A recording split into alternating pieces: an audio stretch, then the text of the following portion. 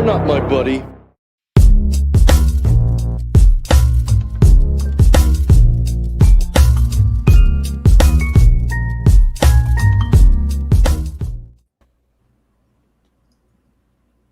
What a treat. What a treat. It's good to eat. Just when you thought we're done talking about Vinyl Me Please. But wait. All right, we'll let the room fill up as usual. You know, people get comfortable, get their seat, get their popcorn. You know, it's like the movie theater. You're trying to figure out if that reclining seat, somebody vomited on it, or if it reclines all the way, or if you got to share. Have you ever had to share?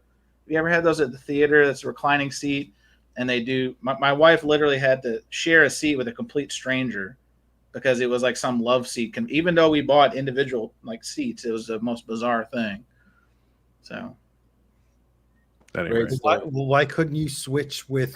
See, Arnaldo, that's a fair point. And chivalry is not dead, but I just didn't have it in me that day. It was just one of those days. And I'm an aisle guy. I got to sit on the aisle. So you let the creeper sit next to your wife? It was less creeper and more of like a sweaty J kind of deal. So I mean, it's worse. So she brought home the body odor. Oh no! It didn't really faze me because I've been to so many record shows that I'm just used to the aroma of just desperation and perspiration. Better than her bringing home the guy. Well, I don't know. I mean, she's been gone a lot lately. Who knows? All right. Well, we've got a doozy. Let's see who's in the room. Dr. Johnny Fever, growing into one of my favorite new panelists in the chat. Hello, Richard's Vinyl Tap House. It's time to rock or talk. More talk than rock, my friend. Melinda Murphy, hello. How are you? Hey, Chuck Melinda. T is here for the John Bong cuss word drinking game. Well, if we get 5 F-bombs in the first 15 minutes, we will give you a used Vinyl Me Please mailer. We'll even let you choose the record that used to be in it. And Legend. We've got such a budget. I mean, the budget's Smithsonian. KP Spins. I tune in only for John Bong. How many other bongers are in the gallery? Oh man, this guy, unbelievable. Look, KP Spins. You know what? That may be the comment of the day, and you are getting a wrench. Congratulations. It's a highly coveted thing around here. So welcome, welcome to the mischief. Definitely not stunty in disguise. Probably not. Probably not. See, look at this. BK, John Bong. I mean, this is the phenomenon. I mean, really, we're going to be able to say one day we actually shared the screen with the legend that is John Bong. What rhymes with luck or duck? Sex on a boat. Oh no, he's trying to tempt you. He's teasing you, John. Don't fall for it. Hello, Terry. Good to see you. Welcome. All right. Well, this is Surface Noise. It's a show of record, talking about records, and we've got a topic that we thought we had beat into submission, but wait, there's a little bit of meat left on that bone. In fact, it may be a whole new chicken wing. We'll get into it. And there's going to be other content out there. I've already seen some of it. There are content out there. I know David did an impromptu, and that's okay because he's part of La Familia. But there's been some other stuff out there. I got to be honest. Hide your eyes. This is what you need to know. Show of record. So welcome. I know there's the NBA Finals. I know there's other competition for your eyeballs, but guess what? We'll be done in 2 hours. The game will still be going on. Your records will still be there. And Vinyl Me Please will still not be fully operational. So all those things, I promise you, will be going on. Eddie Perez, hello. Welcome. All right, let's do the intros and we'll get cooking. First up, Mr. Media Male himself is Arnaldo. The channel is Fidelios_frequency. Arnaldo, good evening, sir. Good evening, everyone. Good evening, Concert Buddy. I brought these. Unfortunately, people on the podcast won't be able to see them. I brought them for our internal group so that everyone can see that I can turn into Bono. The fly is here. Holy smokes. Nice. Uno, dos, tres, catorce. Oh, no, we've got the repeat. See, we got to get. Oh, my goodness. Turn that off. The budget is out of control. Remix. Listen, Hello. this is why we take a little bit to get warmed up. We're like warming up the instrument, guys. All right, John then. Bong, there's a place called Vertigo. Don't jump. If there's a bigger U2 fan than John Bong, I don't know who that is. Even Paul Houston's mother is not that big of a U2 fan. Look it up. Then call him Big Chris, a hooper in his own right. It's the Groove Seeker. right. Good evening, Chris. How are you? Good evening, everybody. I'm missing the first game of the NBA Finals because I'd rather be here. Well, it's a mid-market bonanza. We've got the Oklahoma City Thunder against the Indiana Pacers. A hooper's delight, but it's going to probably be a quick series. And then probably even a bigger basketball fan. I think you were dunking over the weekend too. David Bianco, that 40-inch vertical still intact. Dunkin' Donuts, that was actually. So we're clear. Reverse. Long John. Yeah. Well, welcome, David. Thanks, bud. And then his compatriot in the Lone Star State, ex-VMP member. You know him.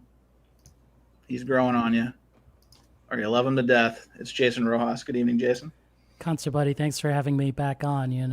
I thought we were going to talk about U2 and Bono tonight, but John Bong, he said there was important topics to discuss, more important. He was going to bring up the Miss Sarajevo controversy. Was it better on the actual U2 release or on the passenger soundtrack?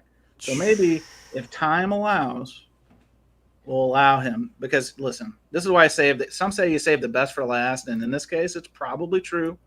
Probably true. You know him, you love him, and guess what? He's here again. This is like 3 weeks in a row. The immortal John Bong. John, good evening. First time, yeah. Thanks for having. Low energy today, by the way. Oh, we're gonna pick you up. We're gonna put you. It's gonna be a trust But fall. I did order a coffee. It should be here in like. Oh no! Did you use Klarna? Are you doing the Klarna thing where? I don't know what the fuck that is, but So apparently there's a problem with people taking out lines of credit to subsidize their food deliveries. So they do Klarna. All right. It's like the buy now, pay later situation, but for now they're employing it with DoorDash, and it's a mess. Check if there's anything floating in it before you start sipping. Okay. It's actually Tim Hortons. It's Tim Hortons has made it to Monterey. That's breaking news. That's No, that's not talk about breaking jumping the borders. The first Tim Hortons came here like 2017 or something like that. Oh my God, is it still there? It's everywhere. Wow, Tim Hortons has done it. Are there any in the U.S.? I don't know. There are, yeah, I think They are. There used to be one in New York. I don't know where it is now. Okay. There used to be some here by me, and then they were here less than a fortnight. I don't know what happened. It could have been all the crime in downtown St. Louis. I don't know, but Yeah, there's definitely more than like 50 or 60 here in just my town where I live. Delightful. Hang on, we have the first bit of controversy. This is Kendall, Spin Doctor, and his Vinyl Mayhem. Says, I heard Vinyl Me Please was going to reissue the Beatles box set next. Hold on to your butts. We may get into that. I mean, we may just like do a mashup of some of these current events. I'll be back. The color version. Is it, Yeah, the color digital rip. Can't wait. Is it true that Mike from the In-Groove was protesting at Hollywood and Vine the other day with signs? More Beetle boxes, more Beetle boxes. Is Oh, that true? it's highly probable, and it's I mean, likely possible, David. where's the independent retailer in all this? Come on. A great question. I like it. All right. Well, let's get into the goods or the bads. Depends on your point of view. Now, Vinyl Me Please. Is Vinyl Me Please back from the dead? Now, to set the table, article came out Tuesday from Variety. Out of nowhere. So last week we had out of nowhere Beatles box set coming at you again. And then it's followed up with, Vinyl Me Please. They got the paddles out.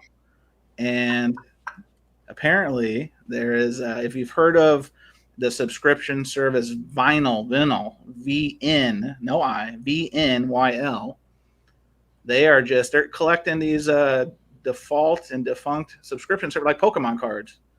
They got Bandbox, They got was it Vinyl Now? There's one over in the UK, and then now the illustrious, the best damn record club, self-professed, Vinyl Me Please.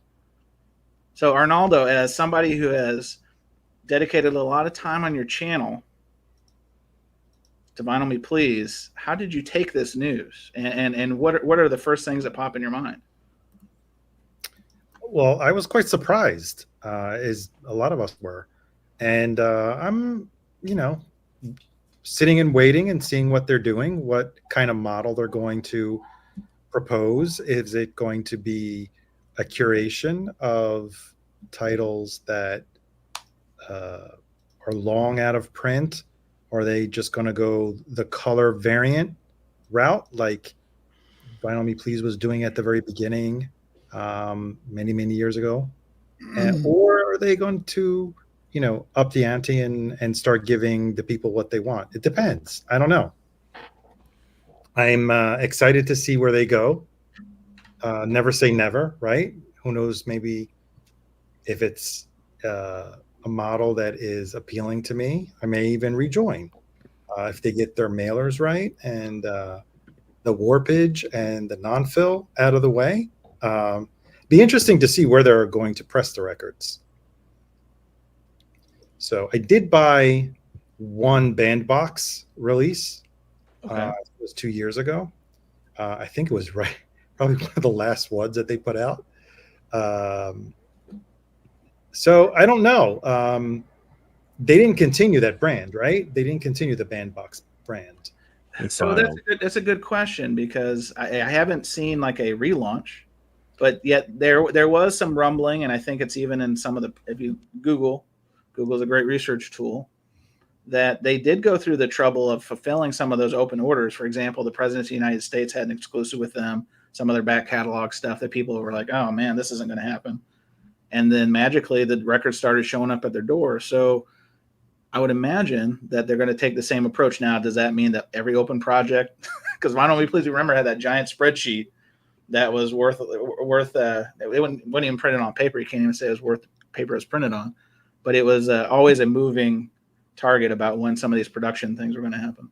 And that's what I was wondering, because a lot of they dumped a lot of their stock to retailers. They were selling it off.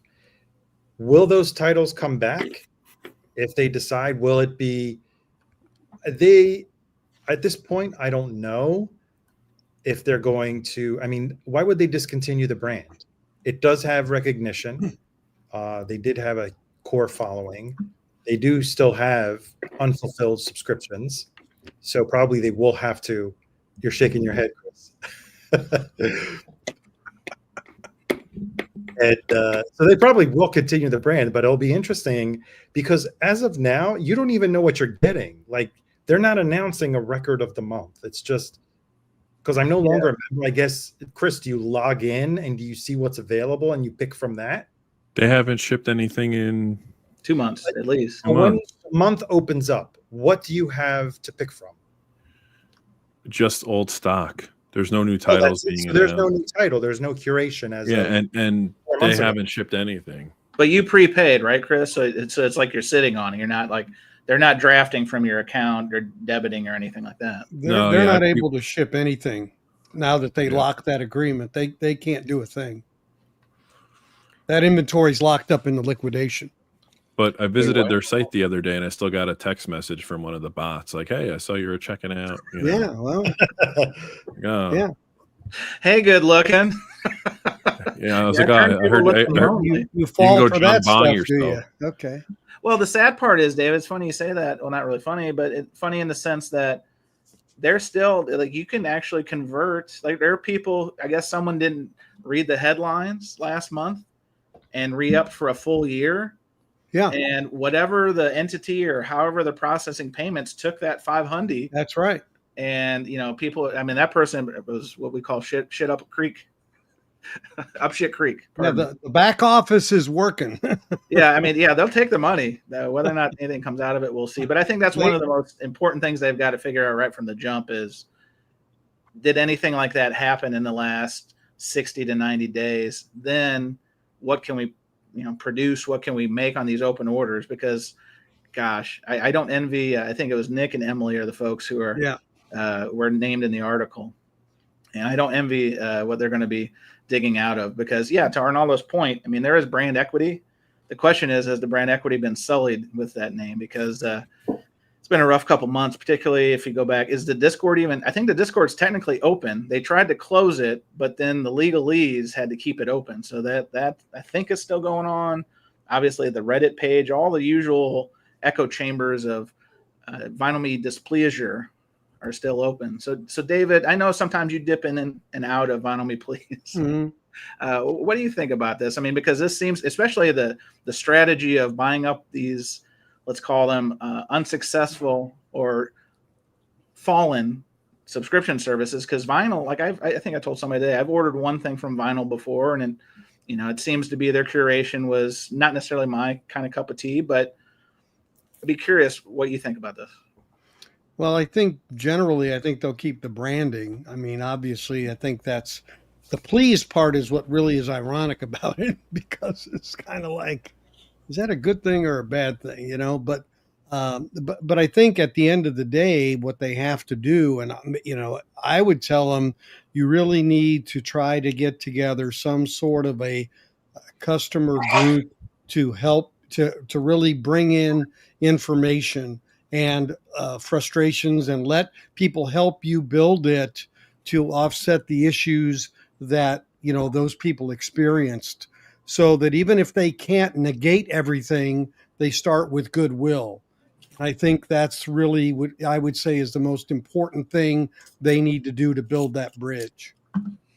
So, Mr. Rojas, putting you in the big seat, because when I think Vinyl Me Please, I mean, arguably one of the biggest, the first people I think of is you. Not only as an ex-Vinyl Me Please member, but if there was anybody championing Vinyl Me Please in its heyday, it was Jason Rojas. So big hitter. What do you think about this? Does this not really matter until you actually see the rubber hit the road, so to speak? Concert Buddy, I just want to say my name is Jason Rojas. I was a VMP member for 2 years. I probably got Jason. a few. Probably got a few records. I sold that Sabbath for a lot of money. I'll be honest. Wow, that's the first step of acceptance. Is admitting the flipping is. That's right. I flipped it. Did that ever get repressed? I'm just curious. So it did, and surprisingly, it was like the last gasp, like the last bubble fart. Is they came back in stock and people were holding on, and some orders got filled, and the next thing you know, there was that weird email of we can't ship your April shipments out, but wait till May, and then the announcement that there's liquidators involved now. It was a kind of a curious series of events. Can you show Music in the House John's comment? I'd be happy to. Let me find Trust is lost. Now, you were describing earlier the Discord. Well, the Discord of VMP is still going. I don't know if you've checked it lately, but no. I just checked it this morning out of, I don't know, curiosity. Okay. And right here, John is right. The trust is completely lost. There's like a lot of people on the Discord saying, hey, I had to go talk to my bank to get the money that you've taken, and you never, VMP, you never did anything to clear that out. Now we've got Chuck T did get the Master of Reality.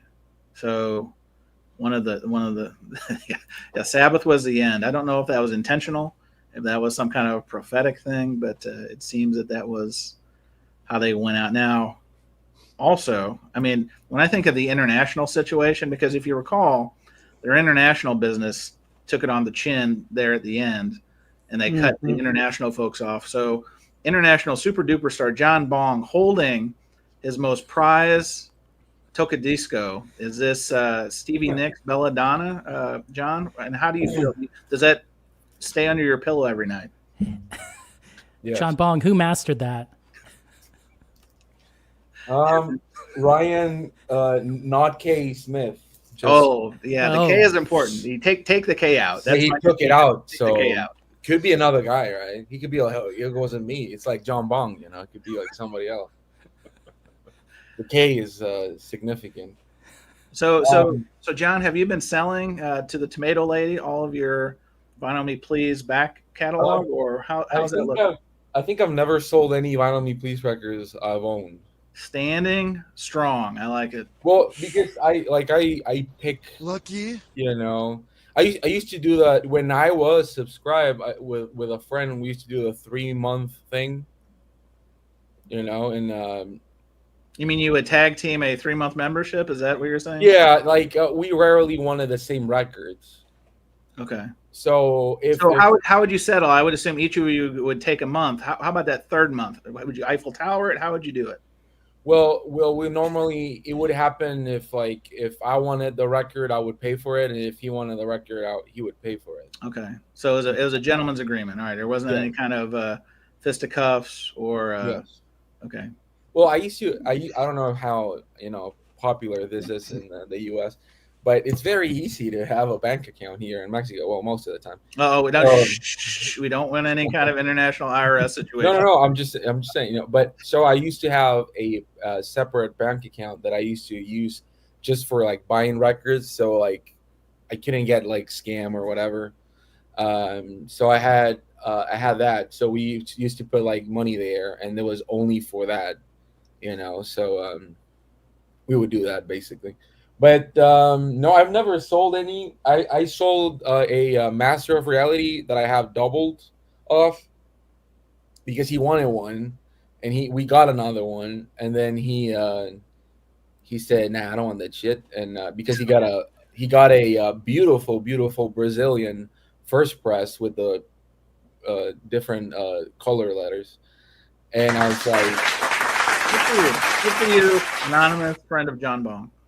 And by the way, let me go full Massey mode here, so I can. Hang on. Is this going to be some random feat? No, it's black and white. Oh, this is what do they call it? Noir. This is noir. Yeah. But no, I think again, like I've said it before, I think Vinyl Me Please is not really, it's like Lego basically. It's like it is for kids that are starting up. But for whatever fucking reason, we choose to like also indulge in it. It is for people that are starting a collection. What I'll say is that I would hope that anybody here listening, they need to stop fucking looking at what the other companies pressed and release something else. The fuck do you mean they're gonna release? They already released Belladonna again on vinyl. This is a good record. Who the fuck wants another pressing of this shit? But it's just like, yeah, I can't imagine why anybody would want another copy. Yeah, I don't know. You tell me. I know. You already show it backstage that you got it. Yeah, there you go. You have this Vinyl Me Please? No, I don't. Well, that's okay, I guess. But John Bong has given you the Bong blessing. I have a Mexican first press. Who gives a fuck about that? But I have that. But I don't need another one. I just got it for my wife, and the vinyl looks cool. Sort of, I don't know, tip-on jacket, whatever. For the people at home, John Bong is not undoing his pants; he is undoing the record. I just want to be very clear. It has a. Oh, let me go full color. Oh, that was also he just dropped a record jacket that was not his zipper. No, what? Here's the record jacket. Wait, let me take out the filter. Yeah, the filter. Yeah, wait. There you go. Here's 100% on cocaine photo of allegedly, we don't have the legal firepower to combat. Do you know of any time during the 80s that she was not on cocaine? Jose, we've got this is a tough charge. High rank district friend of the show, Tom says, "quote I got it from my wife." End quote. I've used that one before. I listened to way like shit that I wouldn't really worry that people know about than this. Well, let's get to somebody who's actually in the muck. He's in the mucky muck. This is Groove Seeker is an active. He's in the crapper. He is in the Johnny the non John Bong. So John. This news comes out what are your first thoughts, Chris? Are you the first thing you think is you're going to get that John Coltrane poster, or what are your thoughts? Well, my first thought was Variety. A curious choice. A curious And choice. Hollywood Reporter, both of them, Hollywood we're- Reporter and Variety dropped it. Like, I guess that's somebody's MBA speaking to them. Where should I market this news? But that's fine. My second thought was like, oh, I just put in a claim as an unsecured creditor for 6% of my 401k because I've been a member since 2015 or 2016. Wow. And, Yeah, and I have was you always took out any record, or have you Did you take any breaks? Is what John did. No, I was on multiple tracks. I used to swap. So what I used to do was I was on multiple tracks. I cut back the tracks. I would take credit a lot, and then I would take the credit and buy the anthology. So, or I would do a swap when they used to bring back stuff that was came in before. Like I was a member, like the Wilco, the Super Ape, maybe the Black Sabbath. I don't remember the order. So I had a ton of stuff on pre-order. I had the Coltrane box on pre-order. I had the Fela Kuti box on pre-order. I had a bunch of future titles that were coming out. And some of those I pre-ordered because I had credits. And I was a paid member through October, I think. So I have a decent October amount. this year. October of 25, yeah. Got it. So I had a few more months left. And then I would like some titles that came back. I would like take the credit and resell them if they were getting any value in the secondary market. I sold a lot of EMP stuff I got after a while. So my initial reaction was like, all right, hopefully I'll get my stuff, but I don't think that's going to happen. So I don't know if I'll re-up with them. It's going to matter a lot on the titles, like Arnaldo said, and the QC issues. Looking at what that vinyl subscription service does, I don't know if it's going to appeal to me. I mean, we'll see. It's just a strange situation. I guess they're really buying the customer information, right? They're buying that market, and they're buying whatever stock is left if they didn't liquidate it. I don't know what they paid for it. I don't know if the amount was disclosed. Quite frankly, I didn't read the article. Oh, no. I just saw the news, and I was like, everybody else will tell me about it. Good. Well, dude, it was in Variety. I got through the first 3 paragraphs. I was like, I'm good here. I get it. You know? We're looking for the sexy picture. That's the third part. Yeah, that was a long one. Yeah. That was a long one. Well, it's So, interesting. That So was a very long audio. Yeah. what's interesting is when this news broke Tuesday, I was very occupied in the Concert Buddy 9 to 5 world. And I saw the article, and I noticed a couple of the pictures, and they were eerily looked like one of my local record stores. Yeah, Mr. Rojas pointed it out to me. He's like, hey, does this look familiar? And Jason's only been there one time, so it must have really stuck out to him. And long story long, I did a little sleuthing at lunch and found out that both Nick and Emily have St. Louis connections, which was very surprising because if you look up Vinyl Inc., It's out of here, out of St. Louis, right? no, it's out. It's registered out of L.A. Vinyl Inc. was at least what I found. Yeah, they called it a St. Louis company in the article. In the I piece, read. yeah. So I'll be curious to see how that fits, and then if they need to lean on Concert Buddy for some one-on-one, because I was a Vinyl Me Pleaser too. I was one of those people. I was as long form as Chris was in 2015. I might have jumped in like 16 or 17. I think the Fugees album, or as Mazzy calls them, the Fugees album, is the one that got me to join. So, but anyway, yeah, I thought that was kind of interesting. I will say, I think it was Emily, if I get the quote right, was talking about that they're actually, I think they called out one of the challenges of how they curated. What they noticed just from afar was they were, I wouldn't say questionable, I'm putting words in their mouth, but there would be more of a data-driven way to not only how they're curating, but also how they're sourcing / buying volumes, because I think that was one of the probably death by 1,000 paper cuts of the old regime, was a lot of pet passion projects, which is affecting some other retailers right now to make the deals. They were more interested in making the deal and dealing with the back ramifications. So, John, what were we gonna say? That sounds to me like the titles are gonna be suck fucking ass now. Oh, we've got 5. We've hit 5. We've hit 5. John, I think I've said like two. 3. Oh, no. That probably sounds like the first title they're gonna release is Miles Davis Kind of Blue. That's the type of shit I think they're gonna release. It's like I get it when you say like passion projects. I think all labels that dwell in reissues should also highlight stuff that most people don't know. You know, there is stuff that sells extremely well, and then there's some other stuff that people, just because of your label or whatever, they'll try it at least once. You know, which I don't think that was a bad thing. I think that was actually more interesting. I'm not a huge hip hop fan. I know Chris is. Maybe he can tell us. But sometimes I think it's refreshing that in the world of hip hop, they would do like first time on vinyl stuff that I've never heard. All the extremely expensive Vinyl Me Please titles were mostly hip hop titles. So I wouldn't judge the passion project as a bad thing. I think that that's probably what they could have put it in, just like the exclusive ones, right? Instead of like the monthly thing. But I don't think that was a bad thing. I think it was something that I look upon saying, "Oh, that's nice," because if that's the downfall, that probably means they're going to do Queen of the Stone Age or some bullshit like that just to please everyone.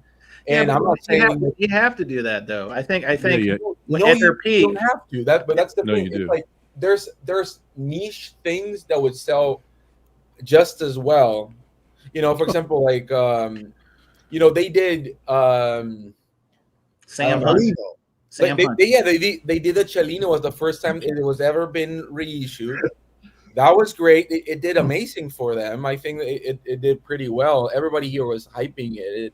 This side of the world.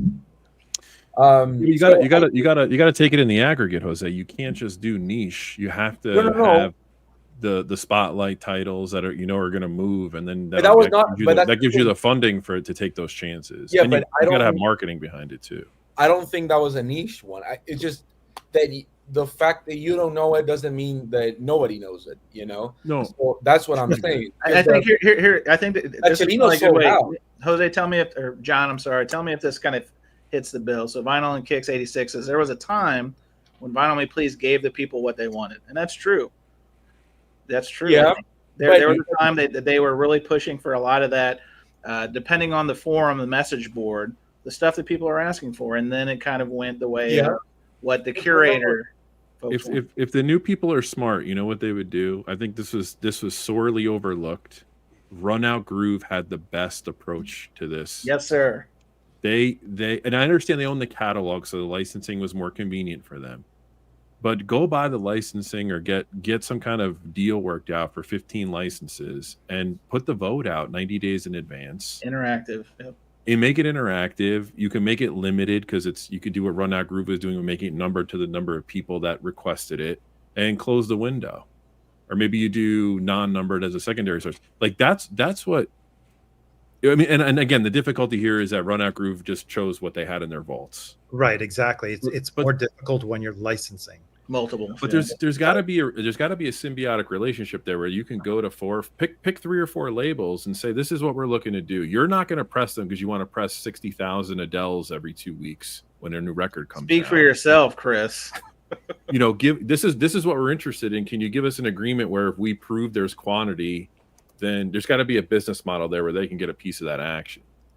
So I think that's always been the big thing with me is that there was this peak time. I think Vinyl and Kick said it. Maybe there was this peak time where VMP's titles, like if you have multiple tracks, you were like, man, 2 out of these 3 are great for me.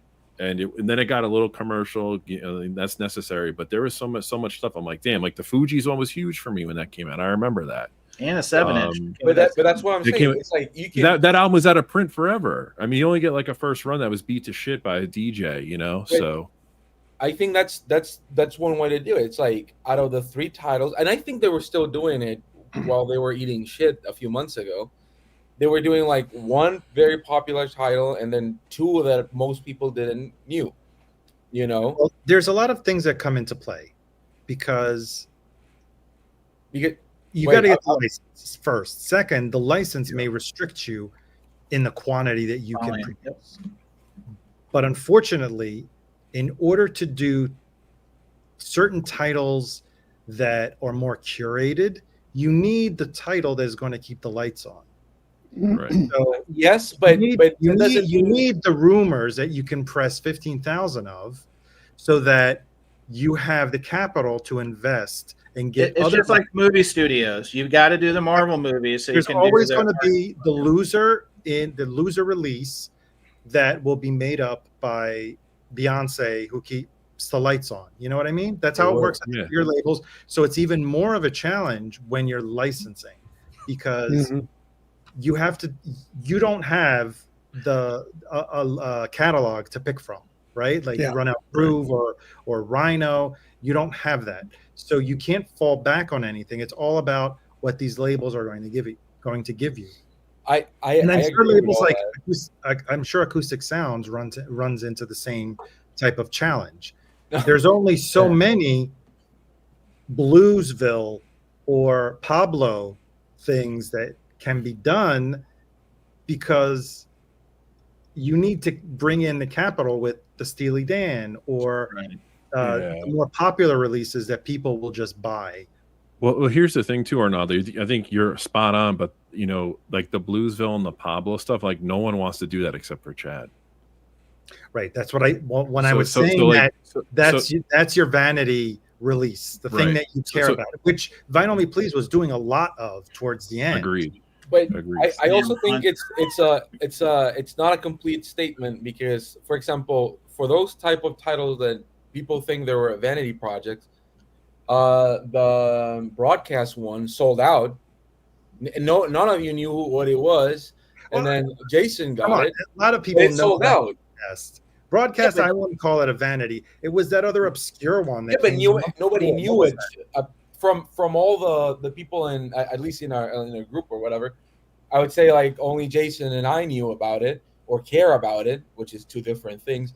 I didn't got it at the end of the day, because it, like, even with like money I had on my account that I never used, and I don't know if it's gone right now, it was still like more expensive than just ordering the one that was on Amazon, which was crazy to me, because I had like $35 essentially that. Hey, real quick, John, I got to cut you off. I want to toss this one to David real quick. So Jasmine's mic is here. He said, I thought Vinyl Me Please financial problems were a result of money tied to the pressing plant. David, how would you tackle that one? Not exclusively. There was money, about $250,000 that they think was misappropriated out of that. And that hit at a time when their sales went down, and, it was just a timing thing. I don't think that in and of itself was the death knell. Can I take this one? Here's why I threw it to you, David. Here's why I threw it to you, David. My theory, inventory. Bad buying decisions. They were liquidating 18 months ago. They were giving 40% off. They were doing blowout sales. They gave me 12 free records when I renewed. And 12. They were highlighting that. So, in order to determine which are the titles they need to press more of. Yeah, and here's another thing too. I'll give you another story. I got the Willie Nelson box, which is fantastic. Every single one was warped. Yeah. They sent me a whole new Willie Nelson box. I got the not the Vanguard. I got the Impulse box. One title was warped. They sent me a whole new Impulse box. Wow. Yeah, that stuff adds up. I mean, that's so that's 3 or 4 bills retail. By the way, I doubled down on it because those got flattened and flipped like that. Oh, daddy. So it's like, actually, no, I'm sorry. The Impulse one I flattened and I flipped the sealed, and the Willie I flattened. There's so much flipping going on. I don't know how to behave. I'm confused here. I thought it was Groove Seeker, not Groove Flipper. So, but my thing is like you're making bad business decisions when you have a QC. So you're overproducing. You're overproducing things with QC issues, and then you're correcting. You're tripling down on the inventory problem by sending me new dead stock of limited edition box sets that retail for 3 or 4. And Arnaldo and I have gone back on this. I mean, when I had an issue, which was monthly with the track being warped, I emailed them. They sent me a new one right away. Like, so you're producing too much, and you're just sending it back for free. You're not even taking it back and destroying it. It just like saturated the economy. Well, and I think David, that's why I was kind of bringing David into this one, because you know this from your manufacturing background, David. Like your fallout usually 5, maybe 10% if you're going hot and heavy. And to Chris's point, I mean, when you're literally just, oh, there's one bad record, we'll just send you a whole new box. Like Chad does it pretty well. Like they make you destroy the record in a lot of cases, and then they'll just send you one in a blank sleeve. So yeah, I mean, there's no wonder why the money was drying up that way. I think. However, I think they probably did wanted to go to retail with some of those titles, but because it doesn't make any sense that they would make so many that they ended up in retail. I think they wanted from the start to get to retail, but they probably didn't have like. Oh no, John, we've got a bad one. Chasing Records is throwing it down. Did Chris single-handedly put Vinyl Me Please on the ropes? This is possible. I said this to my brother-in-law, who was a VMP member for a short time. I said, I'm going to bankrupt these guys one day, because I got so frustrated that every month I was like, this is defective. Send me another one. This is the problem. And I used to say to them, like, I actually emailed the CEO that got in trouble. I forgot his name. I have an email. I'll share with you guys offline. I emailed him. I was like, let me just tell you what's going on in your company. I've been a member here for, it was like 7 or 8 years at the time. You're ChatGPTing the fuck out of that. He responded back to me. I'll give him a lot of credit. And I was like, I'm offering to send these records back. I'm offering, and like your people just keep on sending me records. We're going to rebrand. We got a rebrand opportunity. Dr. Johnny Fever says, Vinyl Me Chris. Vinyl Me we Chris. Can do you own that the Wiz on Vinyl Me Please? I had 3 copies. I have 2 that I haven't opened yet, and 1 that's my play copy. Oh, what was the reply back? What was the reply back from the CEO? He said, Chris, he said, Dear Groove Seeker, would you like to become CEO? I'm going to quit. There's something that's going to happen. And a link to it was weird because he sent me a pretty large Venmo that got flagged, and I was like, what is this guy doing? And it said Greg is here, and he says, stop sending Chris records. I think that's probably number 1 recipe of success. But they were looking at Chris's account. They were like, "This isn't Arnaldo. No, that's a different account. He complains about seam splits and warps. It's 2 different accounts." Okay. But I came to him as an advocate in a way, because I'm in the retention business, and I said, dude, like, I need you to set my expectations. Am I asking your company too much? He goes, no, your requests are reasonable. We should not be sending out defective record lists. I sent him pictures. I said, look at all this. He was like, wow, that's the Gruder film is making its way across the internet. Did he tell you that's why they're starting a new pressing plant or something? Or well, Chris, I want to take credit for one thing. I said, stop putting the booklets in the record jacket. Just stop doing it. It's causing problems. And like within 2 months, I didn't get a booklet in my record jacket. I'll say I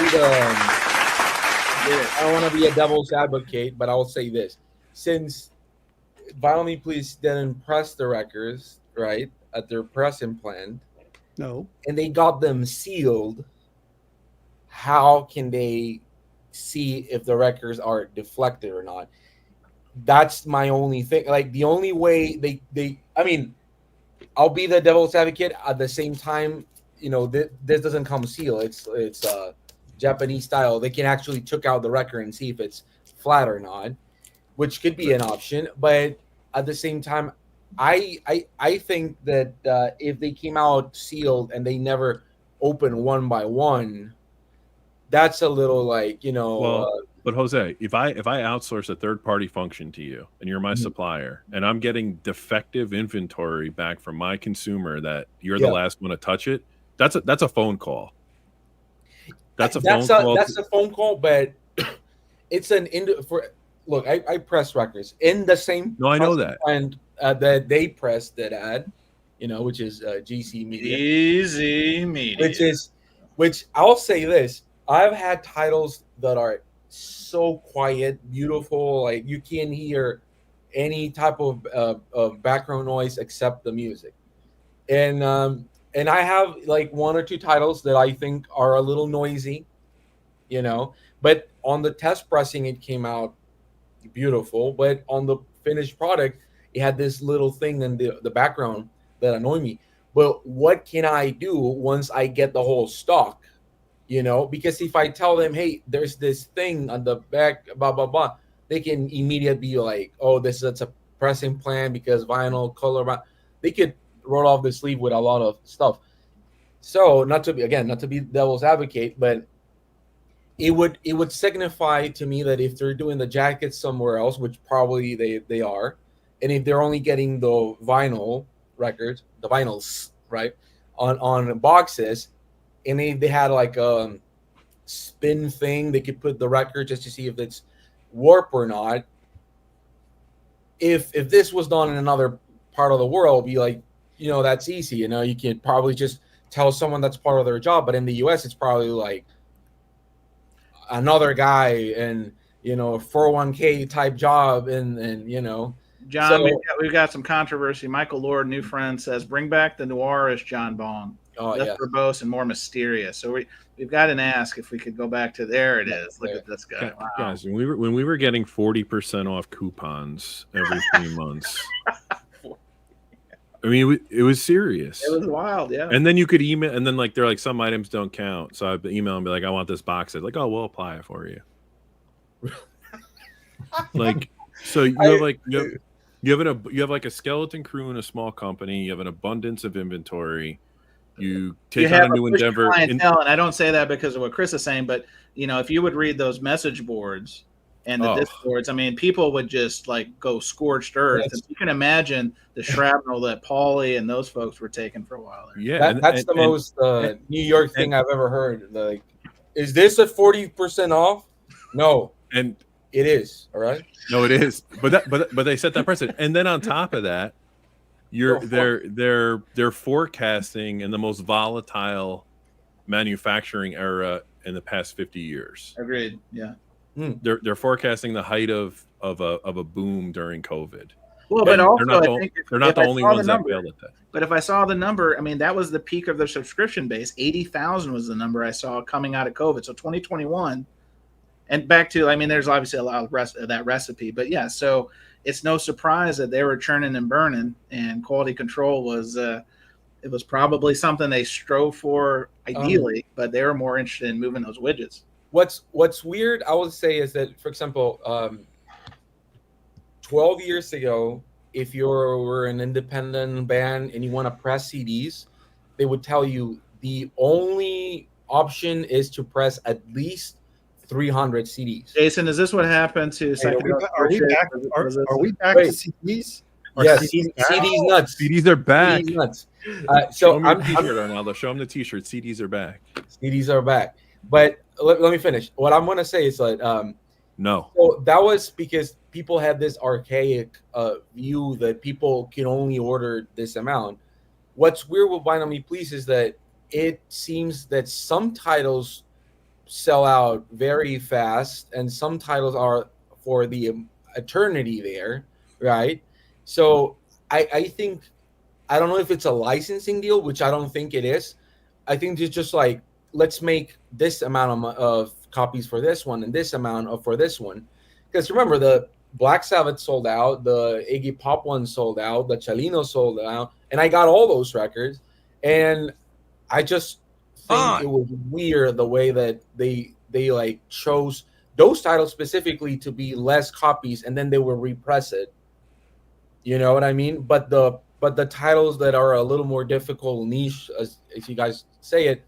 So I think that's a little archaic way of looking, like, hey, just because we can and we have the credit or the money, let's press 3,000 just because. Well, it sounds like that's what, again, and based on one article, but it sounds like they're going to lead with data, which I think will benefit them in numerous ways. Now, does that mean that it becomes more of a, to Jose's point, more niche like it was in the early days, just because those licenses are more accessible and that sort of thing? I mean, we'll see. Time will tell. And I told you, like, I think, and if you check out the other episode we had here at Surface Noise, plug, Daddy, let's go. Yes, sir. Oh, if you, because we were talking about like what we would change. I think it was in the episode we were like, what was it? I don't remember, but like fantasy vinyl me please. I think that it was something like that.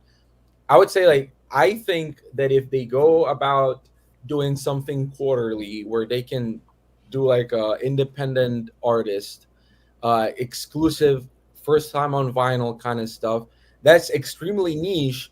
But if the artist is going up, that's like it could be a very easy way of doing it. It doesn't have to be an independent artist, but maybe someone that it's growing, because they used to do that. Again, they used to do that R&B, hip hop, indie stuff at the beginning, and I thought that was nice because, and the second market has proved it. Those are the titles that are still selling out. The Sony Sharrock that everybody keeps that someone fucking stole for my collection at a party. That one was a great title. Bring your records to a party. Don't bring people to your house where you have records. It was at your house. Yes. Hang on, we've got one. Jason Rojas. This has got to hit close to home. Music in the House says nobody's saying it, but Dolly Parton killed "Vinyl Me Please." Jason. And the Barbie soundtrack. Vinyl Me Parton, was that the death knell? No. No. Okay. Well, Did they release the Rockstar box set? The Barbie. What? No. They had one in the store. I know that. I don't know if it was an exclusive. I'm not that big of a fan, but I got the see, that was terrible business decision.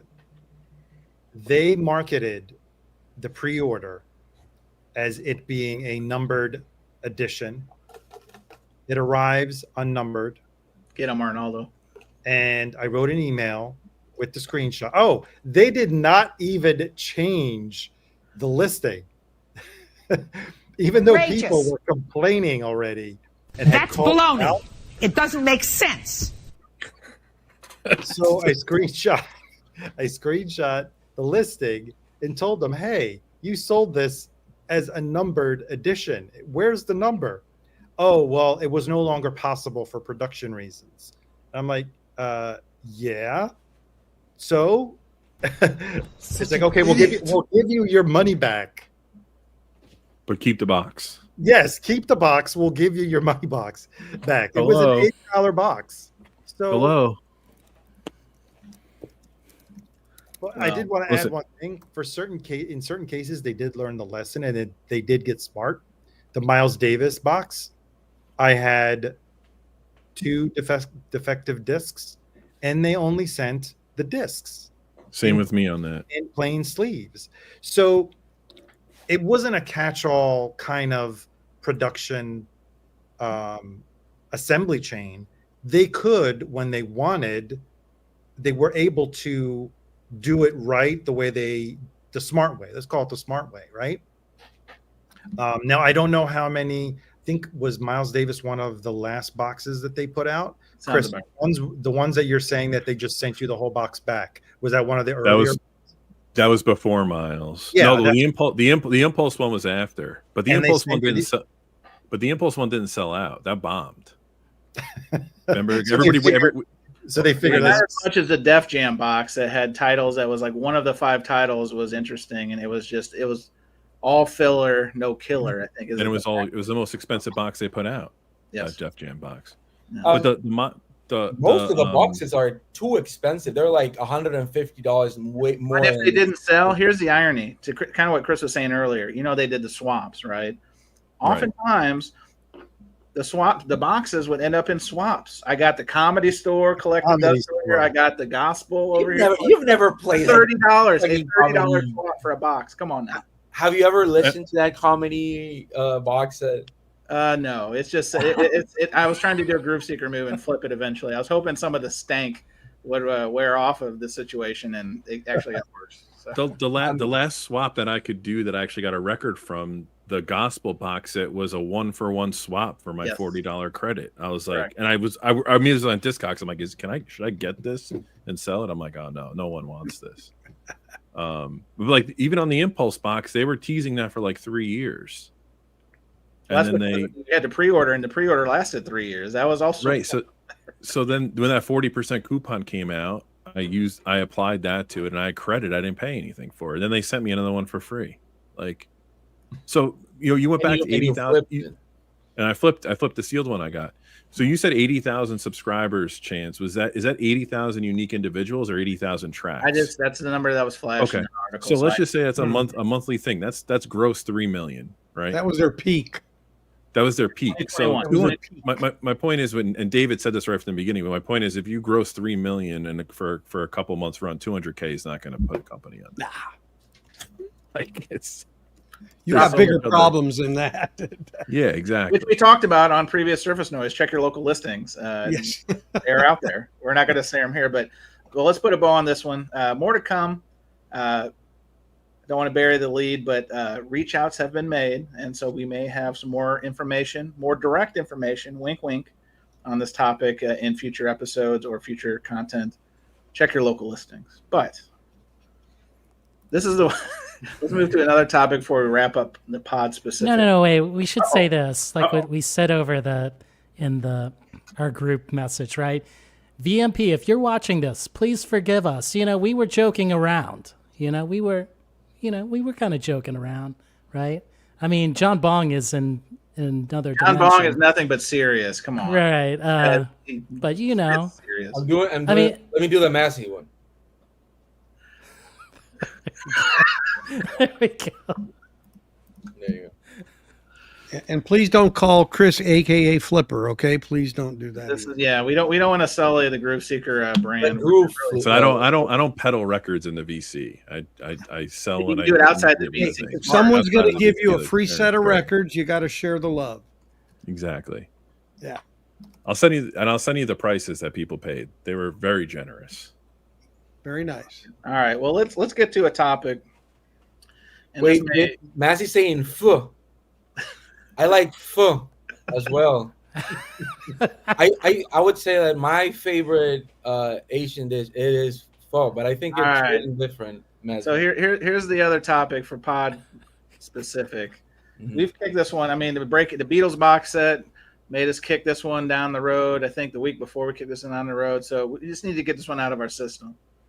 Ultimate cover songs. We won't spend a lot of time on this, but let's have some fun with this. I know John Bong has been anxious on this. He went dark because he's getting. I haven't slept since yesterday when he had to go get a coffee in 90-degree weather. That's how hamped up this guy is for 90. It's like 105. I'm sorry, 105 and a coffee. Sounds delicious. So Bianco, can I start with you on this one? What in your mind are the ultimate cover songs? Give us a couple. Well, I'm going to do a cover song and a cover band. How's that? Let's do it. So to me, and I mean, I'm just a person who really doesn't like Beatle remakes, but Stevie Wonder's "We Can Work It Out" to me just really was a soulful interpretation of a song that, was heavy acoustic and all. I just really thought he brought a lot to that song. So that to me that's a cover song that I really like to hear often. And as far as cover bands go, if you've never heard of Leonid and Friends, this is a band that's from Russia. They don't speak much English at all, but they can sing English, and they do covers of mainly Chicago, but also Earth, Wind and Fire, Tower of Power, any kind of horns. Okay. And I defy you to go onto YouTube, watch them and listen to them. And, the guy Leonid, he actually transposed the music from the original songs. He didn't take sheet music and any of that. So it is like dead nuts, the same as you've heard. Baby.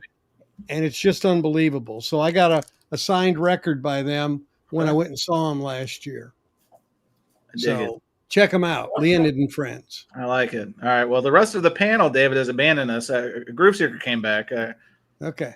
He had to wipe the sweat off his brow, reliving the greatest Vinyl Me Please hits. I go stop my record flattener from fixing my new Belfast on top of Pilots. So sorry. Course correcting prophets. I understand. Vinyl soup. All right. So give us a couple of your favorite or in your mind ultimate cover songs or cover bands. I mean, let's just open it up like David did. I went pretty generic here. Everybody's going to know these, but I have a whole list here. Yeah.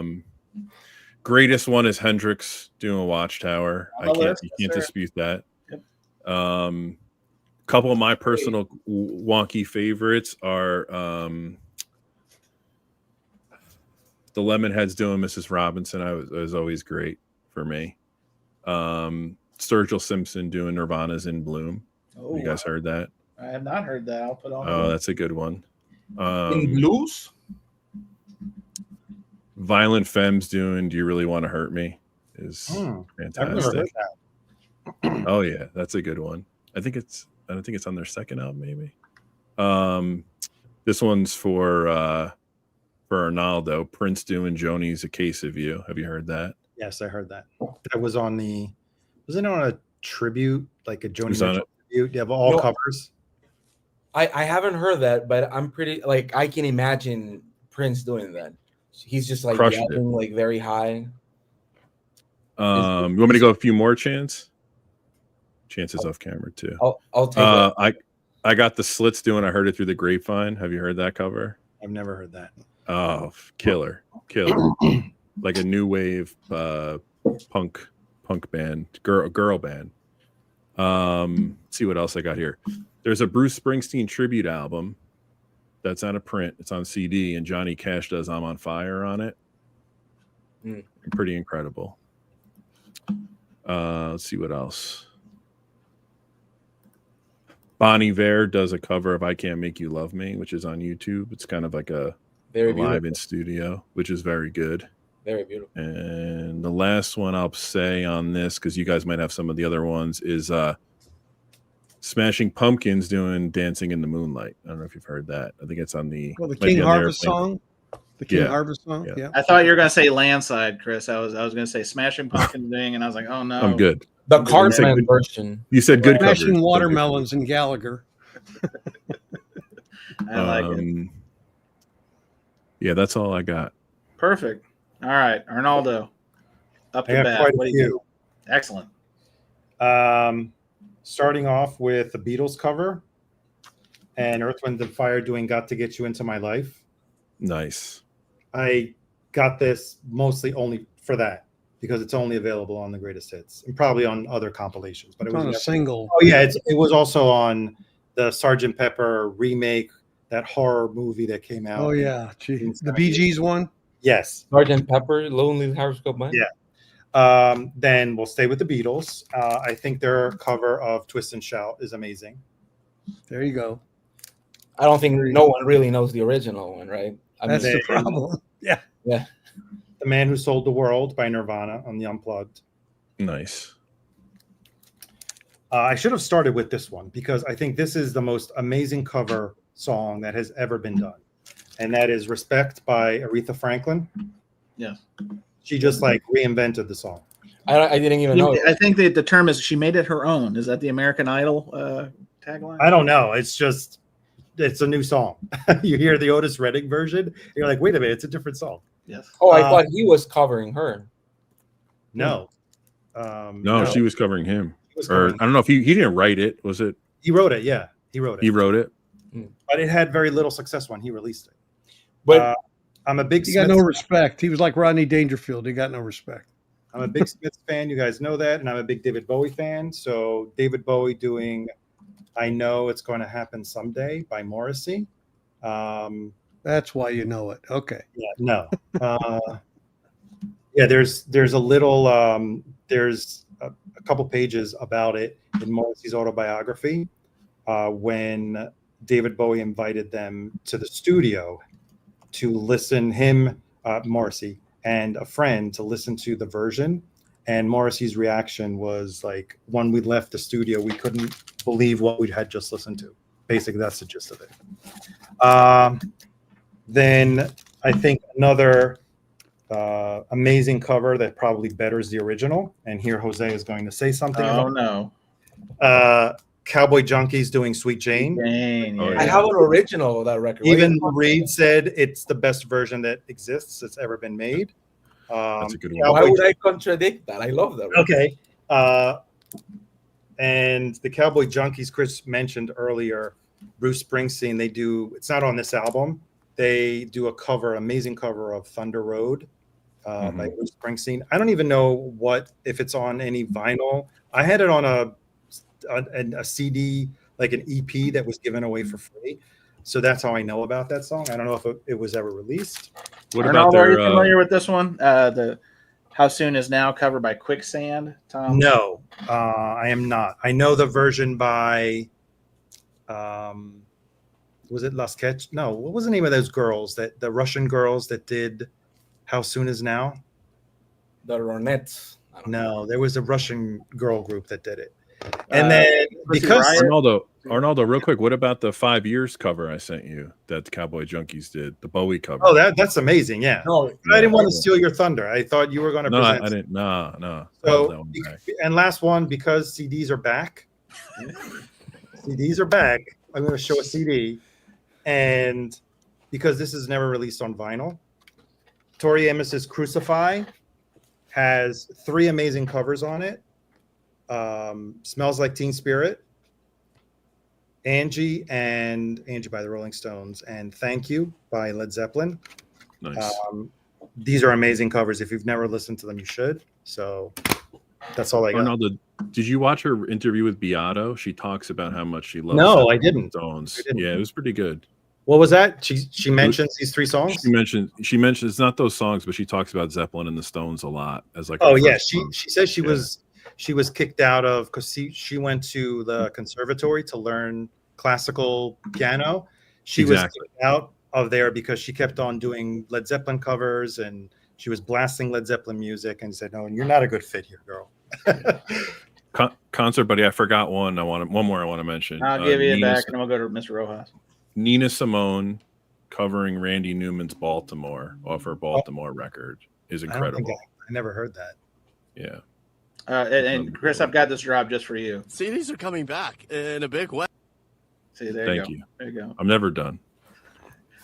Mr. Rojas, the greatest or ultimate cover songs that people have heard of. No. Oh, High Ranch just said it's Tattoo was the name of the girls that did How Soon Is Now. Tattoo. Thank you. Really, Tattoo. Yes. The plane. Oh no, wrong one. Shout out to Herbie Villanueva, wherever you are. Herbie. So here's my choice. Back in 2015, this artist, right, who wasn't necessarily, he may have been big before, but he was, not really on the map. So when Bryan Adams covered 1989 in 2015, right? Jason, I hate to correct you. It's Ryan Adams. No. Please, no. That's not Ryan. That guy. What? Ryan. What are you guys talking about? The cover says Ryan Adams. The worst ex-husband of Mandy Moore. Come on now. What is happening here? He's not even Canadian. Bryan Adams is Canadian. Yeah, this is going to start a border war. We don't need this in our. So Ryan Adams covered Taylor Swift's record 1989 in 2015. Now, he did not copy it, straightforward, right? He did it in a way which she would never, ever, right? Right? He did some songs that like the Smiths would do it, right? This, despite, him being, he's probably a bad guy. Let's just go there, I mean, because he wrote Summer of '69, no one's ever gonna. No, wrong guy. Yes. What? And you thought that was a year.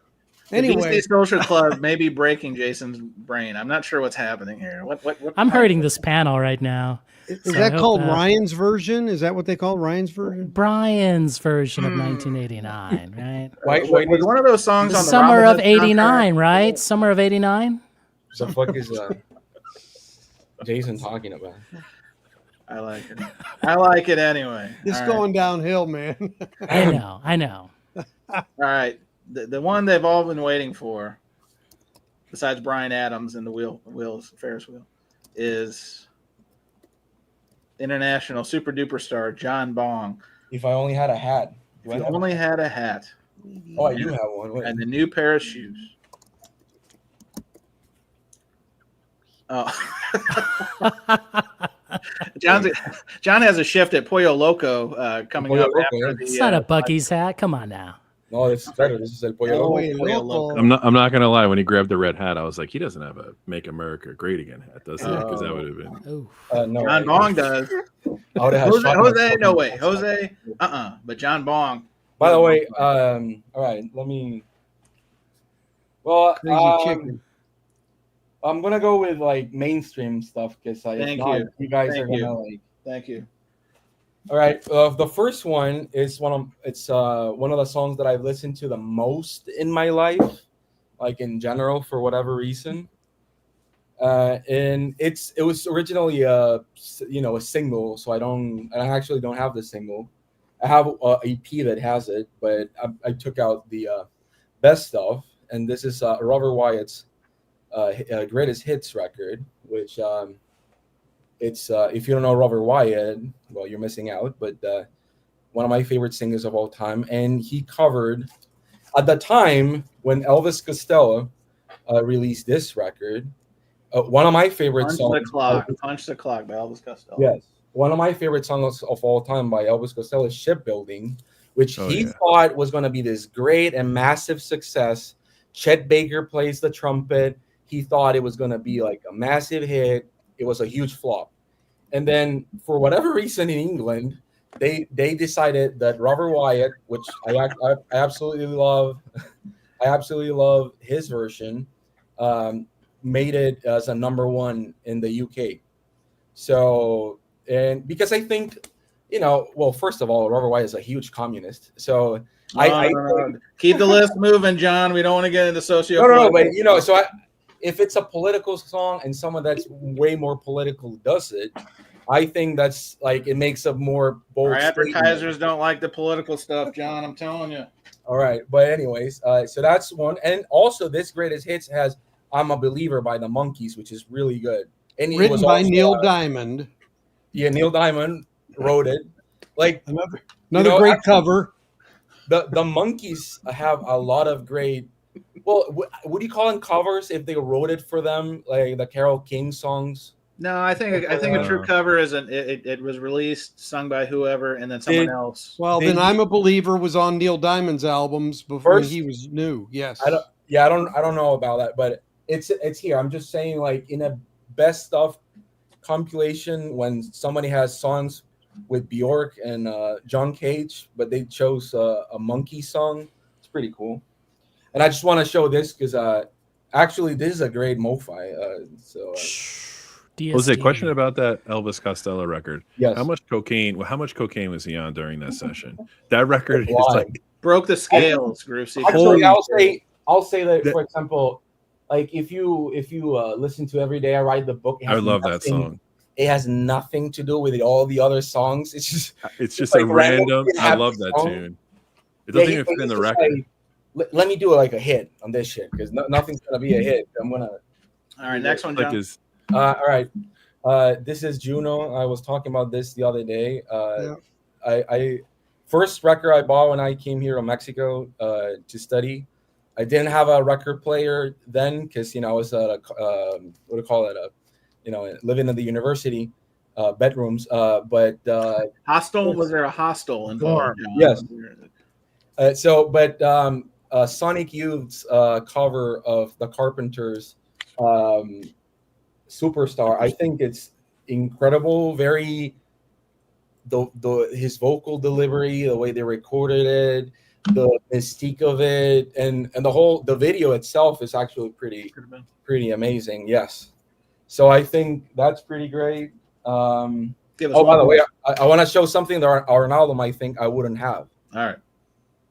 Oh, the Tori Amos. Look at it, twinning. They call it twinning in the youth. And I'll say, just because Arnaldo showed Cowboy Junkies, my favorite Cowboy Junkies cover of all time is a Neil Young song here. This is the Spanish version, by the way. I don't know why I have that. But Power Finger, which the original song, didn't they also do Heart of Gold?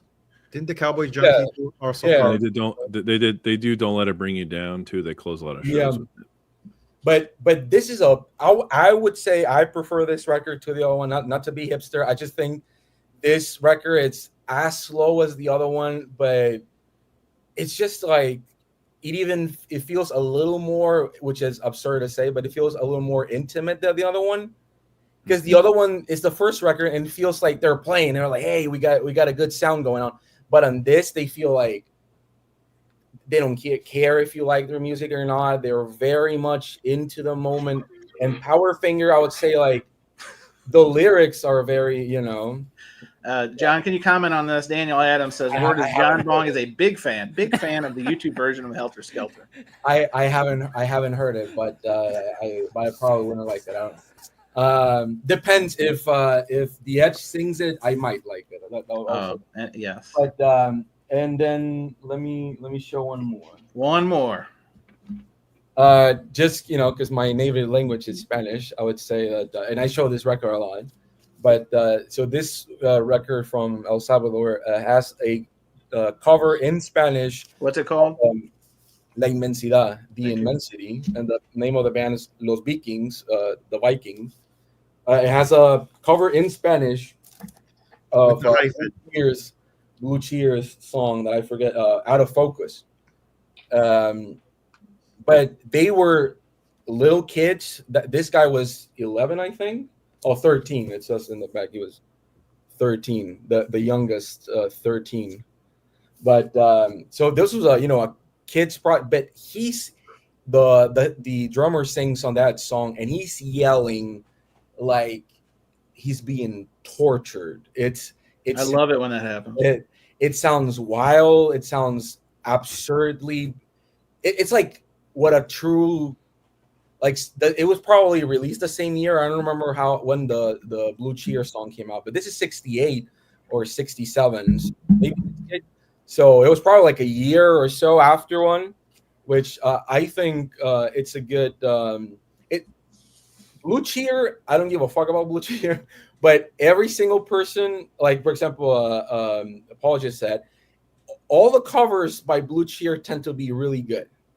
So, because proto heavy type music, it lends itself the way Black Sabbath to stoner doom metal afterwards.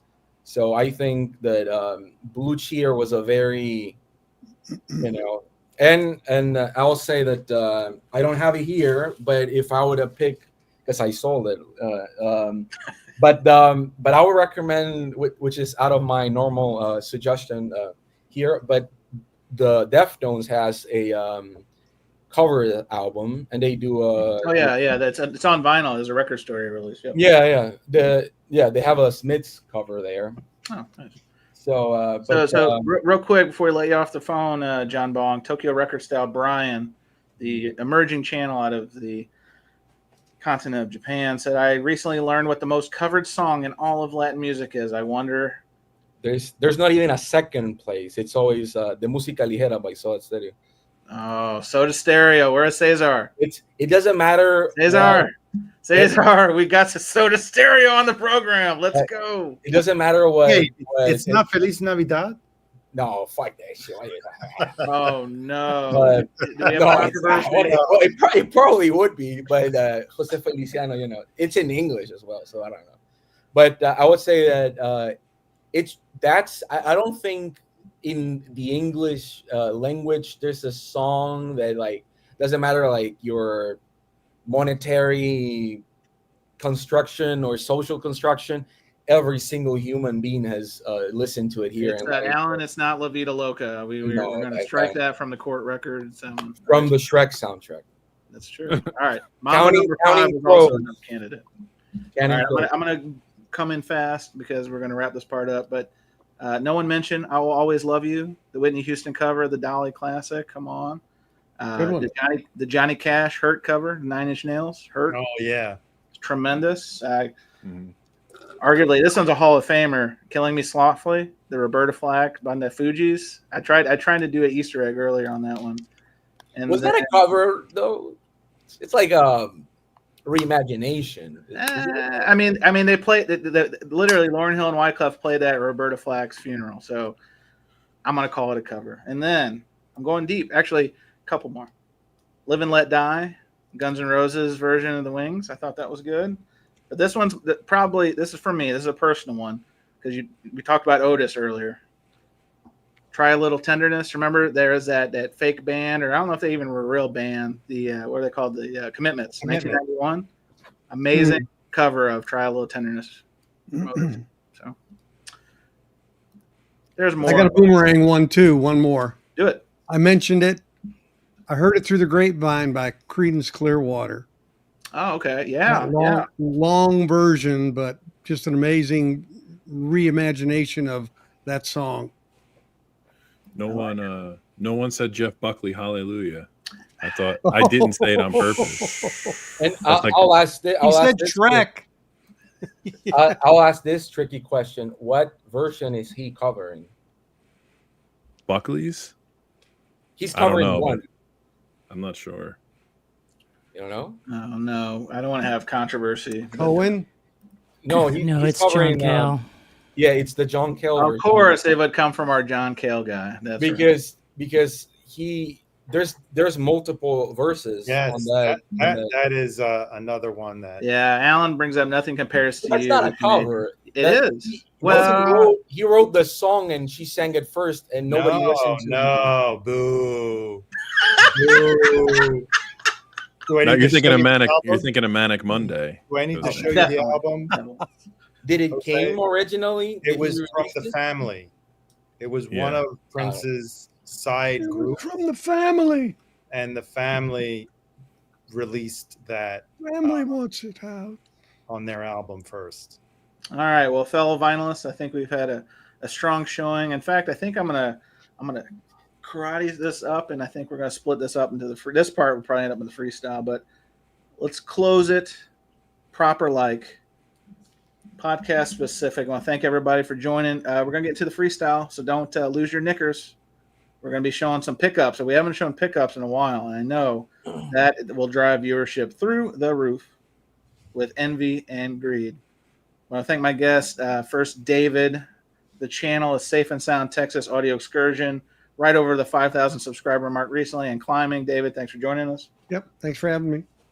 Then his almost neighbor, Jason Rojas, also in Texas. Jason, does the Bryan Adams 1989 record end up on eBay?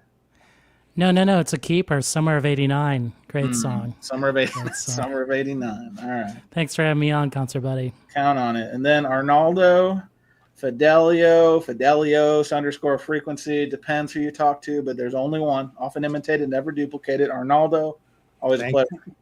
Thank you for having me, Concert Buddy. And then, of course, Mr. VMP himself.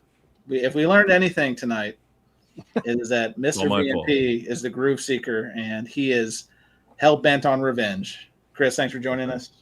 Thanks for having me, guys. And then he only goes by one name, Bong, John Bong.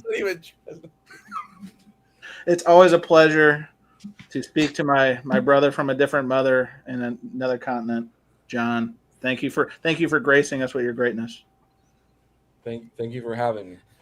Beautiful. Why do I have two of the same instrument? This is the show of mystery. This is the show of mystery. All right. Now it's not official until we hit this one. You ready? Here we go. Bing bong boom. Here we are.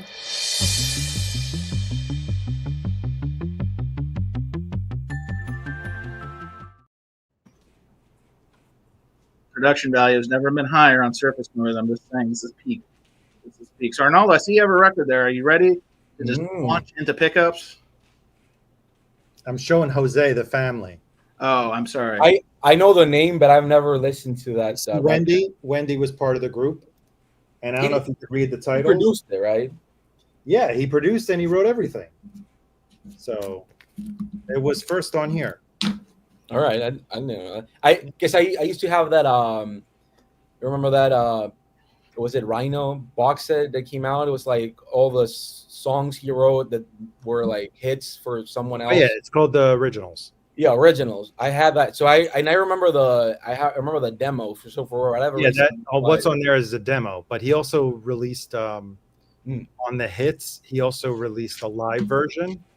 I think it was sang with Rosie Gaines, if I'm not mistaken. But that was after Sinead brought it to #1. So, All right. Breaking news. Say the indie. Guys, we have breaking news. Jim Morrissey is joining us in the chat. He said, "This is the show of bullshit." Jim Morrissey is bringing us. Does anyone know who Jim Morrissey is? Is this? Okay. Didn't they make a documentary on how he was still alive? I don't know. I'll have to go back and check the History Channel. I'm not sure, but we'll find out. I like that he used a period after he finished the sentence. Oh, now hang on. Now we're going to close the loop, John. Tokyo Record Style says Besame Mucho was recognized in 1999 as the most recorded and covered Spanish language song of all time. And you know what that means? Kiss Me a Lot.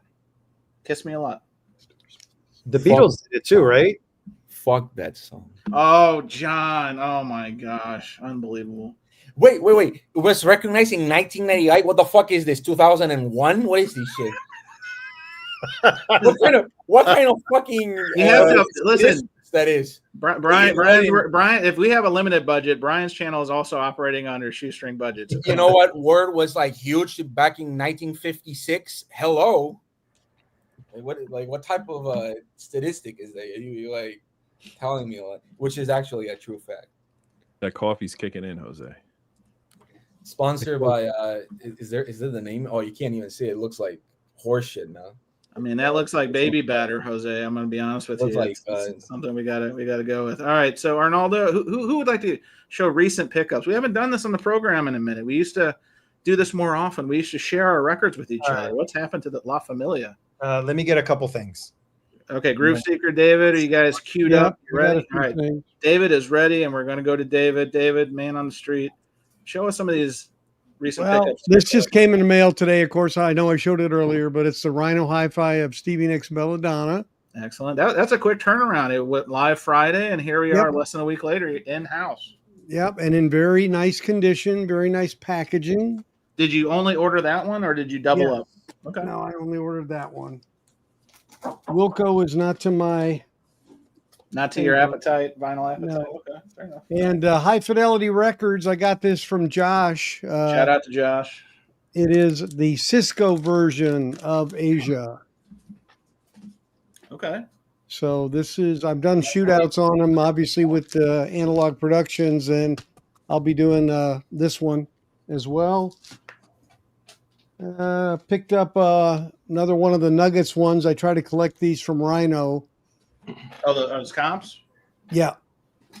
Yeah, I've got a box. I think you may have helped me get it on Record Store Day, if I'm not mistaken. But it's possible. It's possible. Yeah. But this one's called The Hits, Volume 1, The Hits. I'm really digging the Smithereens. Yeah, okay. The Smithereens? I love this album. So you got two green thoughts. I'm not familiar. I've seen the first one you showed, but I haven't seen that one before. This one is even better. Okay. I think. So I think didn't the Smithereens do a Beatles tribute album? I think they did.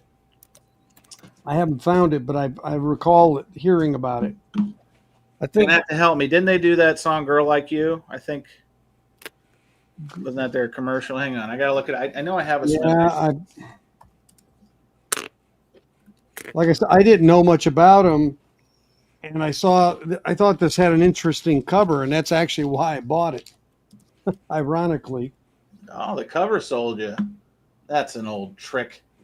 Yeah. Yeah, the Smithereens 1989, they had 11. That's the one I see the most of myself. Okay. Anyway. Yeah. But anyway, I haven't gotten a lot, but that's what I got in the last week and a half or so. Thank you, Tom, for the backup. Appreciate and it. And Brothers in Arms Dolby Atmos SACD also. Okay. Bianca, you're gonna do a shoot on that Cisco? Oh yeah. Okay. I sold mine a while back, so I'd be curious to see what you. Oh, okay. All right. Who is up next? I can go next. Arnaldo, let's do it. All right. There's been a lot of talk on this channel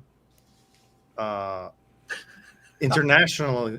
Hang on, Arnaldo. I think we have the music for this. I think people have reached out to me from different VMP? corners of the world. The world. Yes, From I the got globe. people from Germany, namely Tony, who's probably sleeping now. People from the West Coast, that is Zach, all friends of the channel, coming to the rescue to try and make up for the big faux pas on behalf. You better keep a straight face on this one, bud. On behalf of CONCERTBUDDIE. So Time to unload. lo and behold, apart from other people recommending, I saw it this at my local, putting me in touch with this store on the West Coast, and me going back and forth with pictures, the guy showing me the record, a guy in Germany, like I said, he said, oh yes, I can easily get you a European one. In the last 2 weeks, all these people were mobilized, and last week in New York across City, America situation, Arnold. in New York City, what do I find? Finally, a U.S. pressing of Automatic for the People. Probably. Thank you, everyone, for those who were concerned about me getting a copy. I finally got one. We could suspend the search for Automatic for the People. The best part is I traded in some VMP records for this. Wow. VMP, Dinged Quarters, Seam Splits, and Warped. When BMP for REM. That's the way you go there. That went to fund the purchase of Automatic for the People. Okay, so now that we tied a bow on that one, today in the mail, I got the new album a day early by Pulp. Of course, I had to get both versions. This is the limited white label version. I don't know if you could see it, but it has the embossing of the title. It's really hard to read. Really? It's called More. And this is the regular Glutton for Punishment, double 45 version of More. I gave it one spin, and I actually love it so far. And then what else did I get? Let's see. Another great album came out last week. The new album by Garbage. Oh, Nice. It's a really nice version with the slipcase. What do you call it? The plastic slipcase, which I'm not going to. It's hard to take out now, but whatever. This is plastic on the outside. Then came across an album that I've been wanting to get for quite a bit. I see it very often, and I finally pulled the trigger because it was a very good copy. Traveling Wilburys. Sweet. Arnaldo, do you have volume 2 of the Traveling Wilburys? No, there is no volume 2. Thank you. That was a trick. I was trying to trick you. And You can't trick me. And then finally today, my run at Academy Records. No, Academy Records and CDs. Next to the Cookie Joint, Chance. Oh, yeah. I remember that. One on 18th Street. Yes, sir. So nothing really interesting until I get to the $5 bin. And there's a huge sign on the $5 bin saying 2 for $5. So it's buy one, get one, or 5 for $10. So I'm like, let's see if I could muster up 5 titles so that I can get this title, which I really want, which I could have easily paid $5 for it. But so no judging here, please. There's a lot of guilty pleasures.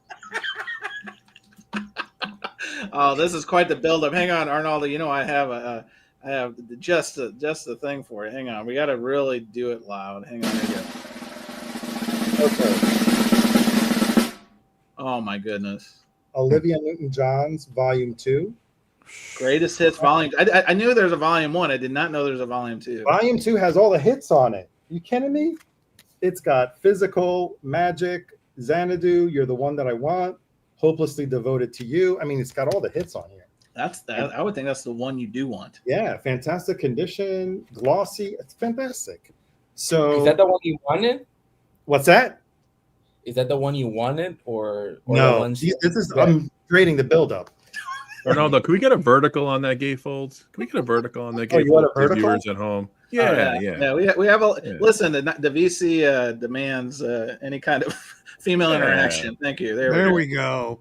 All There right. you go. All right. Hang on. Thank you, Arnaldo. Freeze frame for all you pervs that need it.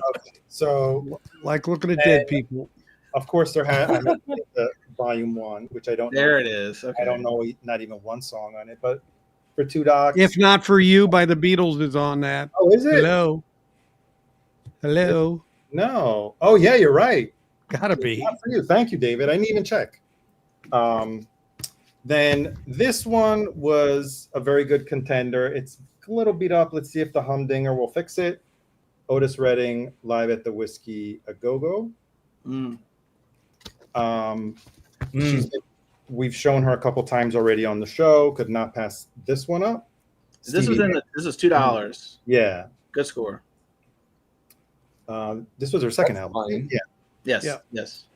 And the final build up, it was all to get a mono copy of Bob Dylan's Bringing It All Back Home. Oh, Well done. man. Yes. Yeah. So this alone, $5. The condition that it's in, which is pretty good. Haven't played it yet. Probably was worth. Oh yeah, it belonged to Susan Palabas, whatever her name was. But Hi, it's okay. Susan. Hi, Susan. Thanks, Susie. Thank you for watching. So What you're saying is that's near mint minus. no, near mint minus. Wait till it goes into Humdinger. Then it's going to be just, I mean, there's not even a grade for it yet. Thank you for indulging in my. Well, Arnold, we do have one question from the gallery. Long time, many times, Cesar says he also got the Pulp album through Amazon, but not getting it until next week. Cesar, Hey- I bought it from the website. It's an exclusive. Both of those were exclusive. There's a 33, which is the white label, which is now sold out, and they still have the double 45 on the Do you website. know how many they made of that white label? 5,000. It's numbered. I can tell It's a you. weird number, 5,275. Oh, you know that you got it too, David? No, How do you know? I read it somewhere and I thought that was a weird number. Well, you know why? Because it was No. made to order.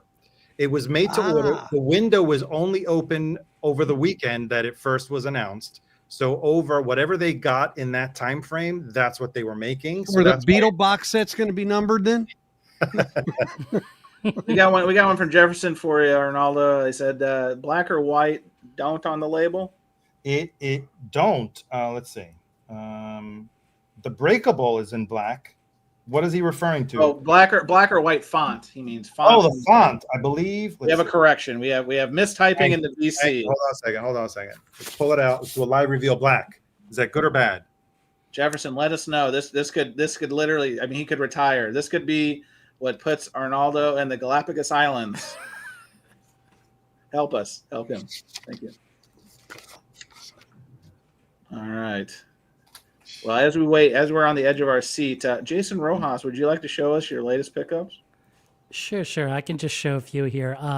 Shout out to my friend. I think his channel name is Imer Doom or something.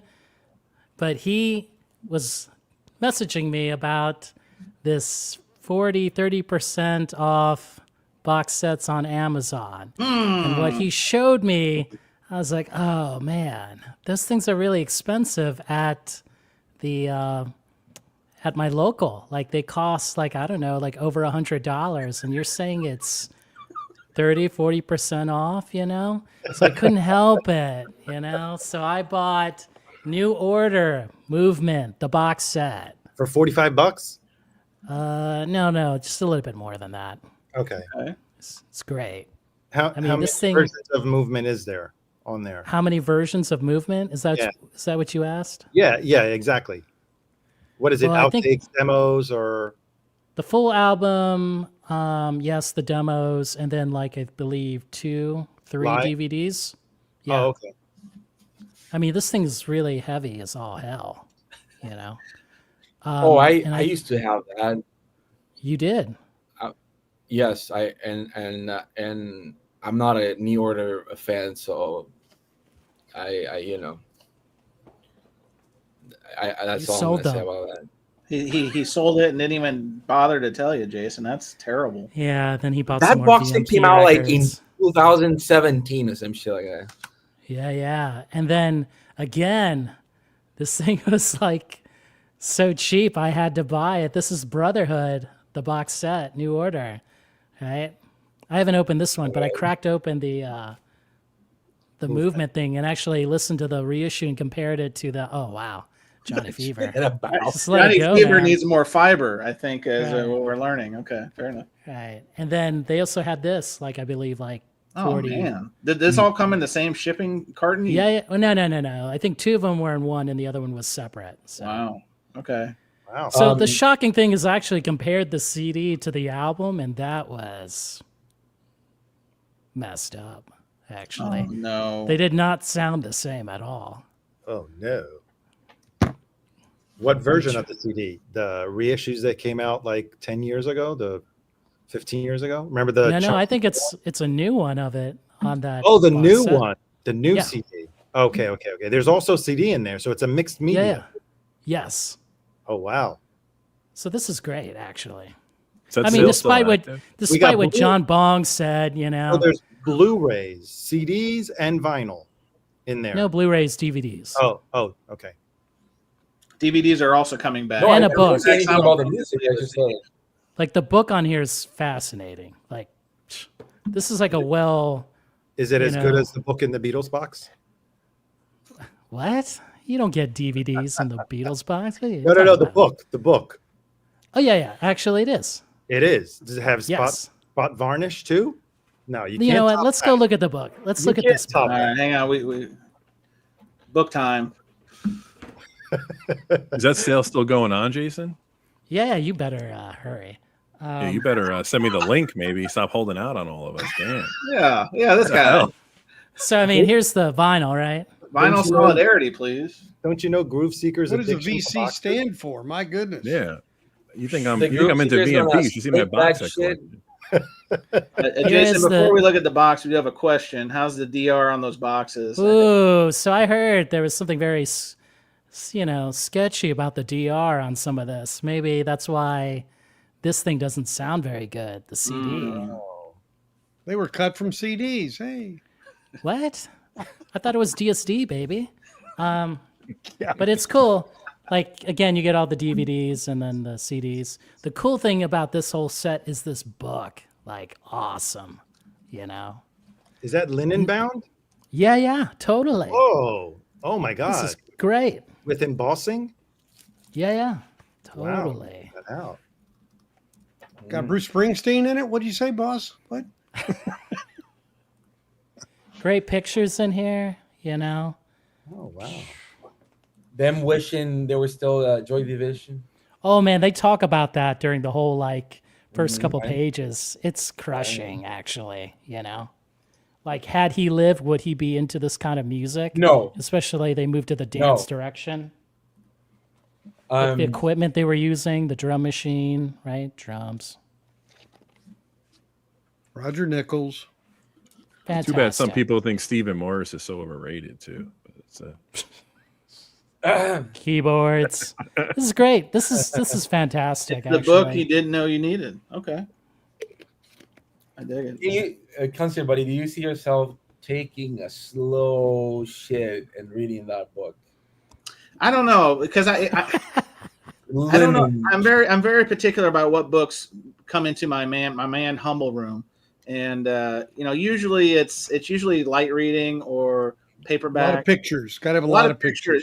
Got to have a lot of pictures. More than you George know, David. Costanza More than you type. know. Yes. Like George Costanza with the Mr. Rojas, I just checked on Amazon. $125 is not really a sale. Go look at the other ones, Brotherhood and Lowlife. Okay. Uh-oh. Arnaldo's here to prove you wrong. That's Well, maybe This isn't They DMV. change prices on the hour, man. Exactly. He caught the window. camel, Yeah. camel, daddy. Okay, Brotherhood is 82. And what's the other one? Lowlife. Low Life. so Rojas got the sale, but none of us are getting a sale. Oh, That sounds wow. about right. That's Low that's Life is called really- the vinyl cutout. Vinyl It's- cutout there. Low Life Unless is it's- they're giving it away. It's half off. 77. Yes. So okay. So you lucked out on the movement. Those are This the is tough. Johnny Fever just relieved himself earlier, and he says Olivia Newton-John's greatest Hits Volume 2 is all I need in the bathroom. Oh, So Man. this is exactly what I'm talking about. Hope you freeze framed it, friend. I can send you Volume 1. Oh no, Volume 1 is for the lesser men. We need the volume. that's for the 50 2. cent bucks. Is it because of the spread? Well, that's one way to put it, Arnaldo. Yes. Yeah. Wow, you're very articulate about that. Very nice. I mean, I'm a guy with words. I'm a guy with words. Well, good for you, Jason. I'm glad you scored and didn't tell us about it. Thank you. That Yeah, that makes us appreciate feel it. great. Man, I'm telling you now. Yeah, after the. Looking like a real record collector. Oh, hey, there was this great sale. You may want to act fast. Let me have them make in a hand video. already. Look at Well, that. let's do a Was live being video. the operative word. Yes. All right. Who? John and Chris. We want a knife fight. See who goes next. I don't mind going. All right, let's do it, Groove Seeker. What do I don't mind going, he said. I'm just gonna do. Now that he's I got- upset about he missed the sale of New Order. I can't believe it. And there's one guy who wants box sets. One guy in America. The one that we found him. He's here. I'm just gonna go select stuff, and I have a really big build up like Arnaldo too for the end. So Hang this on. is, I can give you the same sound treatment if you'd like, Chris, because we are the show of special effects. You won't find this anywhere else, Daddy. All right, what do you got? So this is a reissue of Fairport Convention's first album. That was on Polydor first, but these are the Coalition represses. These are pretty good. I have a couple of them. So I got this a couple of weeks ago. Picked up early pressing of the Electric Prunes, featuring I Had Too Much to Dream last night. Dr. Johnny Fever, the Electric Prunes. They may help your predicament, sir. Okay. The older you get, the more you appreciate that band, I'll tell you. Yeah, it's great. Yeah, they'll shock your bowels. It will. Plug that baby in. Picked up a mono of Question Mark and the Mysterians. Oh, yeah. 96 Tears on it. 96 Tears. What This is looks like that? a- Please educate us, Chris. I have no idea what that is. You know this song. Is that John Bong? Is that John Bong on the cover? Look at that guy. This is like, 96 years. Woo! Yeah, as soon as you All play it, it's day like long, not If in we did- day. if we did like a one-hit wonder. That was a bad cover of 96 Tears that Bianco was just pulling off. But if we did a one-hit wonder, they might fall on that list. Although they had a couple other good songs. Now that was, you're right. If you look it up. Now this is ultra rare. This is a rare misprint of REM's Automatic for the People. Oh, with the out of time cover. So it's one of a kind. That's what she said. Yeah, there you go. This came through the channels. But yeah, Arnaldo got this to me by way of chance. So. That's bullshit.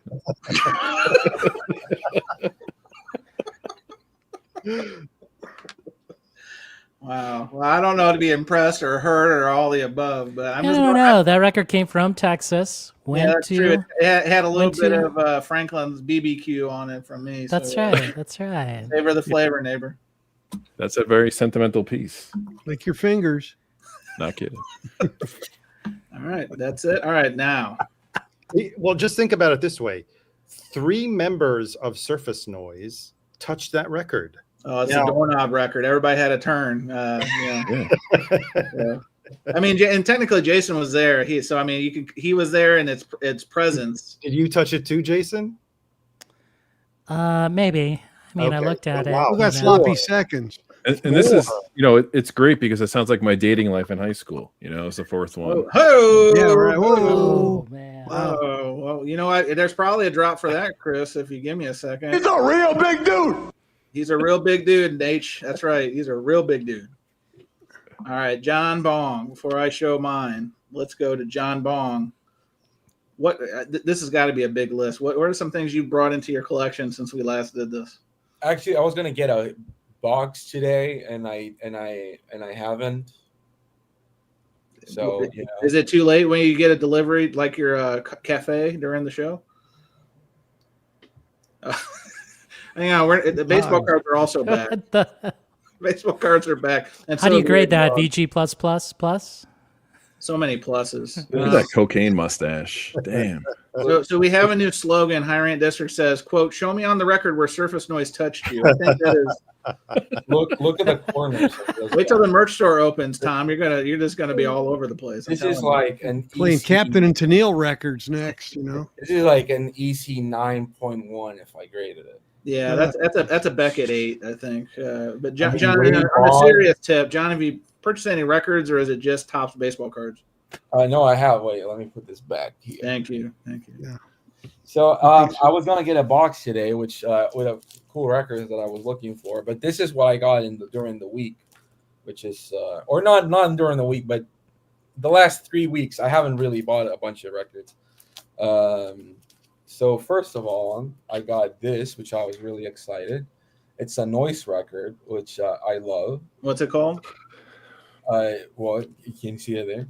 Well, we have the visually impaired folks. We try to be a show of the people, by the people. It's a Swedish record. It's called Controlled Bleeding.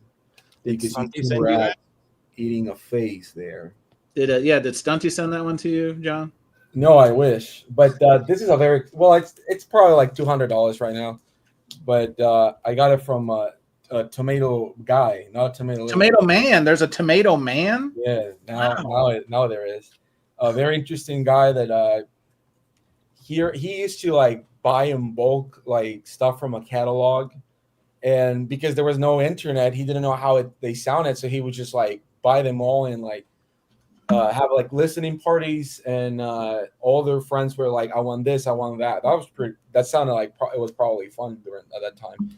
So he would keep a lot of records, and this is just like balls to the wall, hard noise, and it's beautiful and very, very pleasing, which is something I like. I got this, which actually I got it from my wife, but I try to enjoy it. And what is it called? This is a band from Mexico called Porter, which I think Cesar wanted a copy of this. It's the first time it's ever been pressed on vinyl. It's already going for $500, which I think is absurd. This was Mexican record store day exclusive, which the band I think pressed themselves, which was interesting. And it's like a die cut. I don't know if you can see that, but it's like a die cut, and you can like color it. Yeah. Oh, very cool. But so they self-released this apparently, but I would say that this is the most absurd thing about Mexican stuff. Sometimes it's that I feel weird when I release a record and I have to put like a price on it.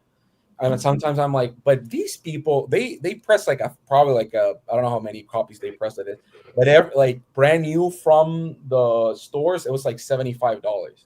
What? Like brand new.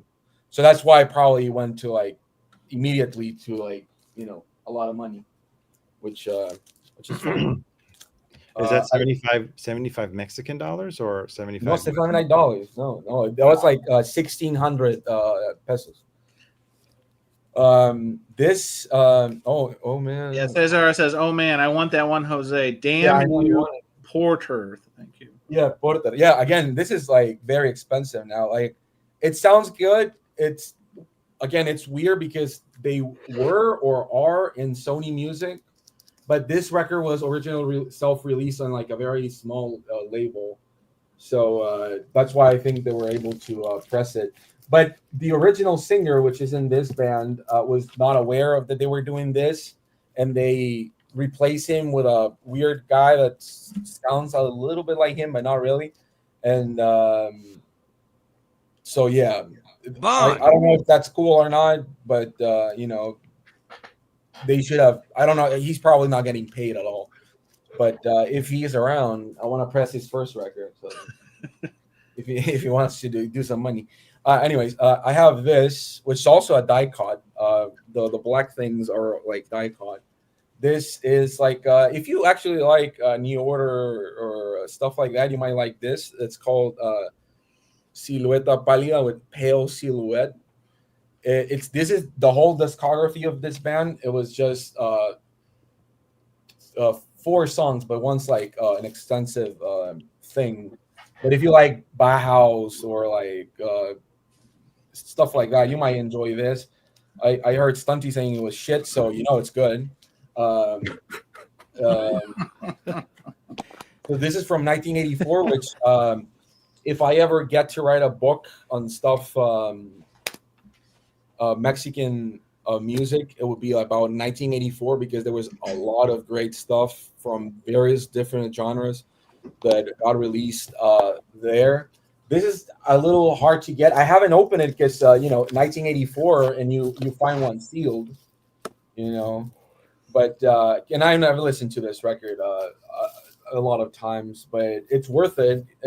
It's like $65, even in Discogs, so it's not that expensive. I got it for a little less. Sealed, but I don't know. It's just this type of music was not popular here. There were not a lot of bands doing it, so maybe it's common somewhere else. But I like collecting how music traveled to this part of the world, and just sort of like a reaction to The Cure and Joy Division and stuff like that. So I think that's interesting in of itself, And then lastly, this is a band that I also have produced. It's called Diles que no me maten. Tell them to not kill me. That's the name of the band. Oh, okay, yeah. But they have a KEXP session that it's incredible. This is their first record. I almost pressed this, but someone else was doing it. Hey, going back to the last record real quick, Jose. How many songs does that one have? Yeah, it's an EP. It's 4 songs, but one it's just like a remix version of the first song. Got it. So did you produce this particular album or just produce the band, the one you're showing now? No, I'll show the other one, but I pressed another record by them, which I'll show in a little bit. There we go. Which is this record, but it's sold out already. But they've been touring the U.S. They just finished touring in the U.S. They have a great KEXP session. They are poetry driven, but they are like slowcore if you like that type of music. But this is a beautiful pressing, this transparent one, but all the artwork and everything. This is the first time released by this label that's called Bueno Para Nada, which I think the logo is it's just a baby that has that shit on their forehead. Yeah, it's 300, limited to 300. They ship everywhere, so if you're track it, listen to it. This is the record I put out by them. And what's it called? This one, La Vida de Alguien Más, the life of someone else. But this was like a year and a half of like going back and forth with like, the artwork, doing the inserts, doing everything. So, this is the insert with the lyrics on the other side. I love the artwork. It's pretty nice, and it was it's very quiet blue vinyl on my MoFi sleeve. But I'm very happy that someone else released the other one. Actually, it's interesting because they have 3 records, and all 3 of them have been released on different labels, which is nice. And can you get those on Bandcamp? You said the one sold out. This one is sold out already. Actually, that's the negative of the back cover. Oh, cool. Which it's that cover. It's but the negative, I think it was taken on a plane. That's Mexico City when you look at from the plane when you're going down. But yeah, listen to the KEXP session. If they're playing around, they still have some copies of their merch table, which again, this is sold out, and you might like it. It's not hard to get. You can KEXP it, which is nice. And if you're able, try to get a copy of this. This is called Edificio, which means building, right? The building place. So Jose, we got one more music talk with Giannis here. So, are you familiar with the band Chica Libre? Chicha Libre. No, Chicha Chicha would imply that it's probably Peruvian. There's chicha in my country, but of course it's not gonna be.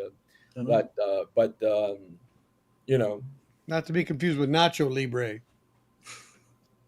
Hey, if we're talking about nachos, it must be my turn, David. So I'm gonna go Okay. quick Nacho because turn. because I'm getting hungry. I gotta be honest. All I do is eat and do this kind of stuff. So never see this one in my area. This is Hart. This is I think 1990. This is Really? Brigade. Hang on. Oh God, this is going terribly.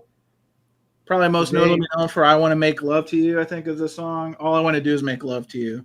So, do you guys ever see this in your area? Because this is the first time I found one in my area. Yeah, I've seen it several times. Yeah. Okay, it's not very expensive. It's like Not a lot, but like a $20 piece.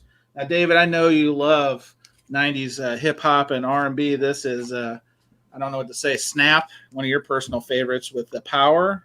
I got the 45 in Austin, and then of course the LP comes in my my lane. Not too long after it's on Arista. There we go. I'm gonna do a couple new ones, and this is kind of a public service announcement. This is the latest from Linkin Park. This is From Zero. They have the new singer, the lady singer. This was an Amazon discount akin to Mr. Rojas. So I figured, why not? Because I like the album. I've warmed to it.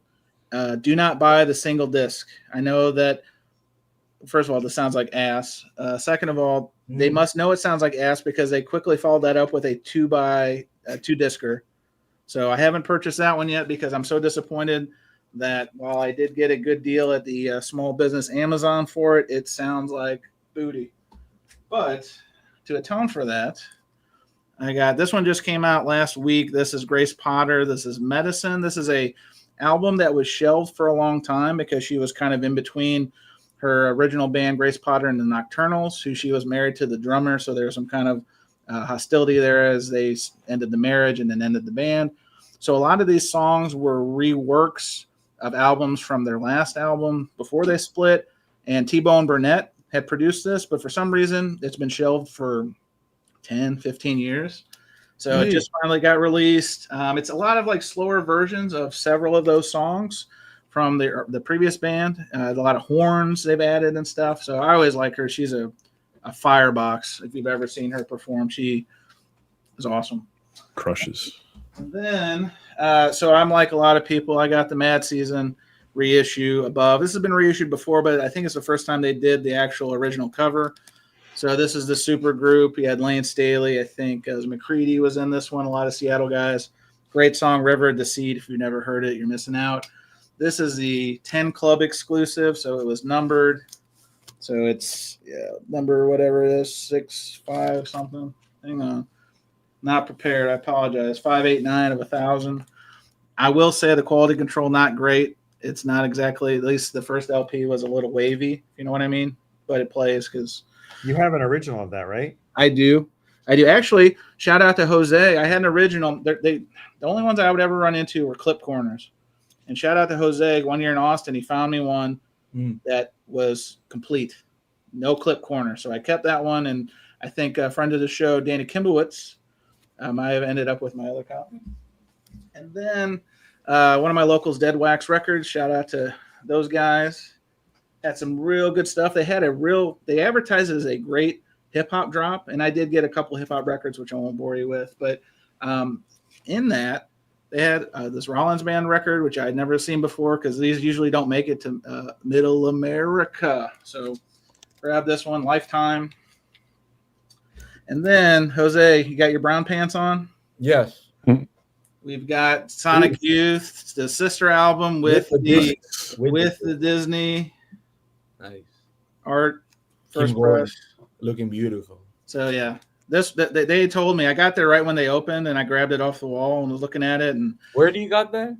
Dead Wax Records. All right, one of my locals, and they said they got a lot of calls on it. So I was like, as soon as he said that, I'm like, no, you can. I don't understand. Tell them not available. How about that one? I don't understand why the reissues they don't put another image. They just black. It is black. Yeah, I think it's maybe it's their quiet protest. It's like, I no interest in the music, but what is it? Joe Satriani, Silver. Surfer, Flying with the Alien or Silver Surfer thing. Yeah, whatever the name. It's like they could have done that, just like do something else, but they just blacken it. It's like weird. All right, Now, Jose, do you have the double brown pants on? Because I know this is an album right up your alley. Oh no! I can sing a cover of that record. Yes. So this is the original Charles Manson. Look at your Yellow game, Label bro. Awareness Records. So yeah, this was the big hitter for the last couple of weeks. It did not come with the insert, but what are you going to do? It's Stone Cold. What they call that? VG plus or mint or whatever. But anyway, it's a nice record. Minus. For being what it is, and you know, it's a bunch of just like house recordings, probably on terrible equipment back then, and you know, that's why I had it. My great what if from last show. What if Charles Manson got that record deal? So Nice. Home is where you're happy, which is a song. That's all she wrote. So that felt good. That felt therapeutic. Felt good. I haven't done one of those ones.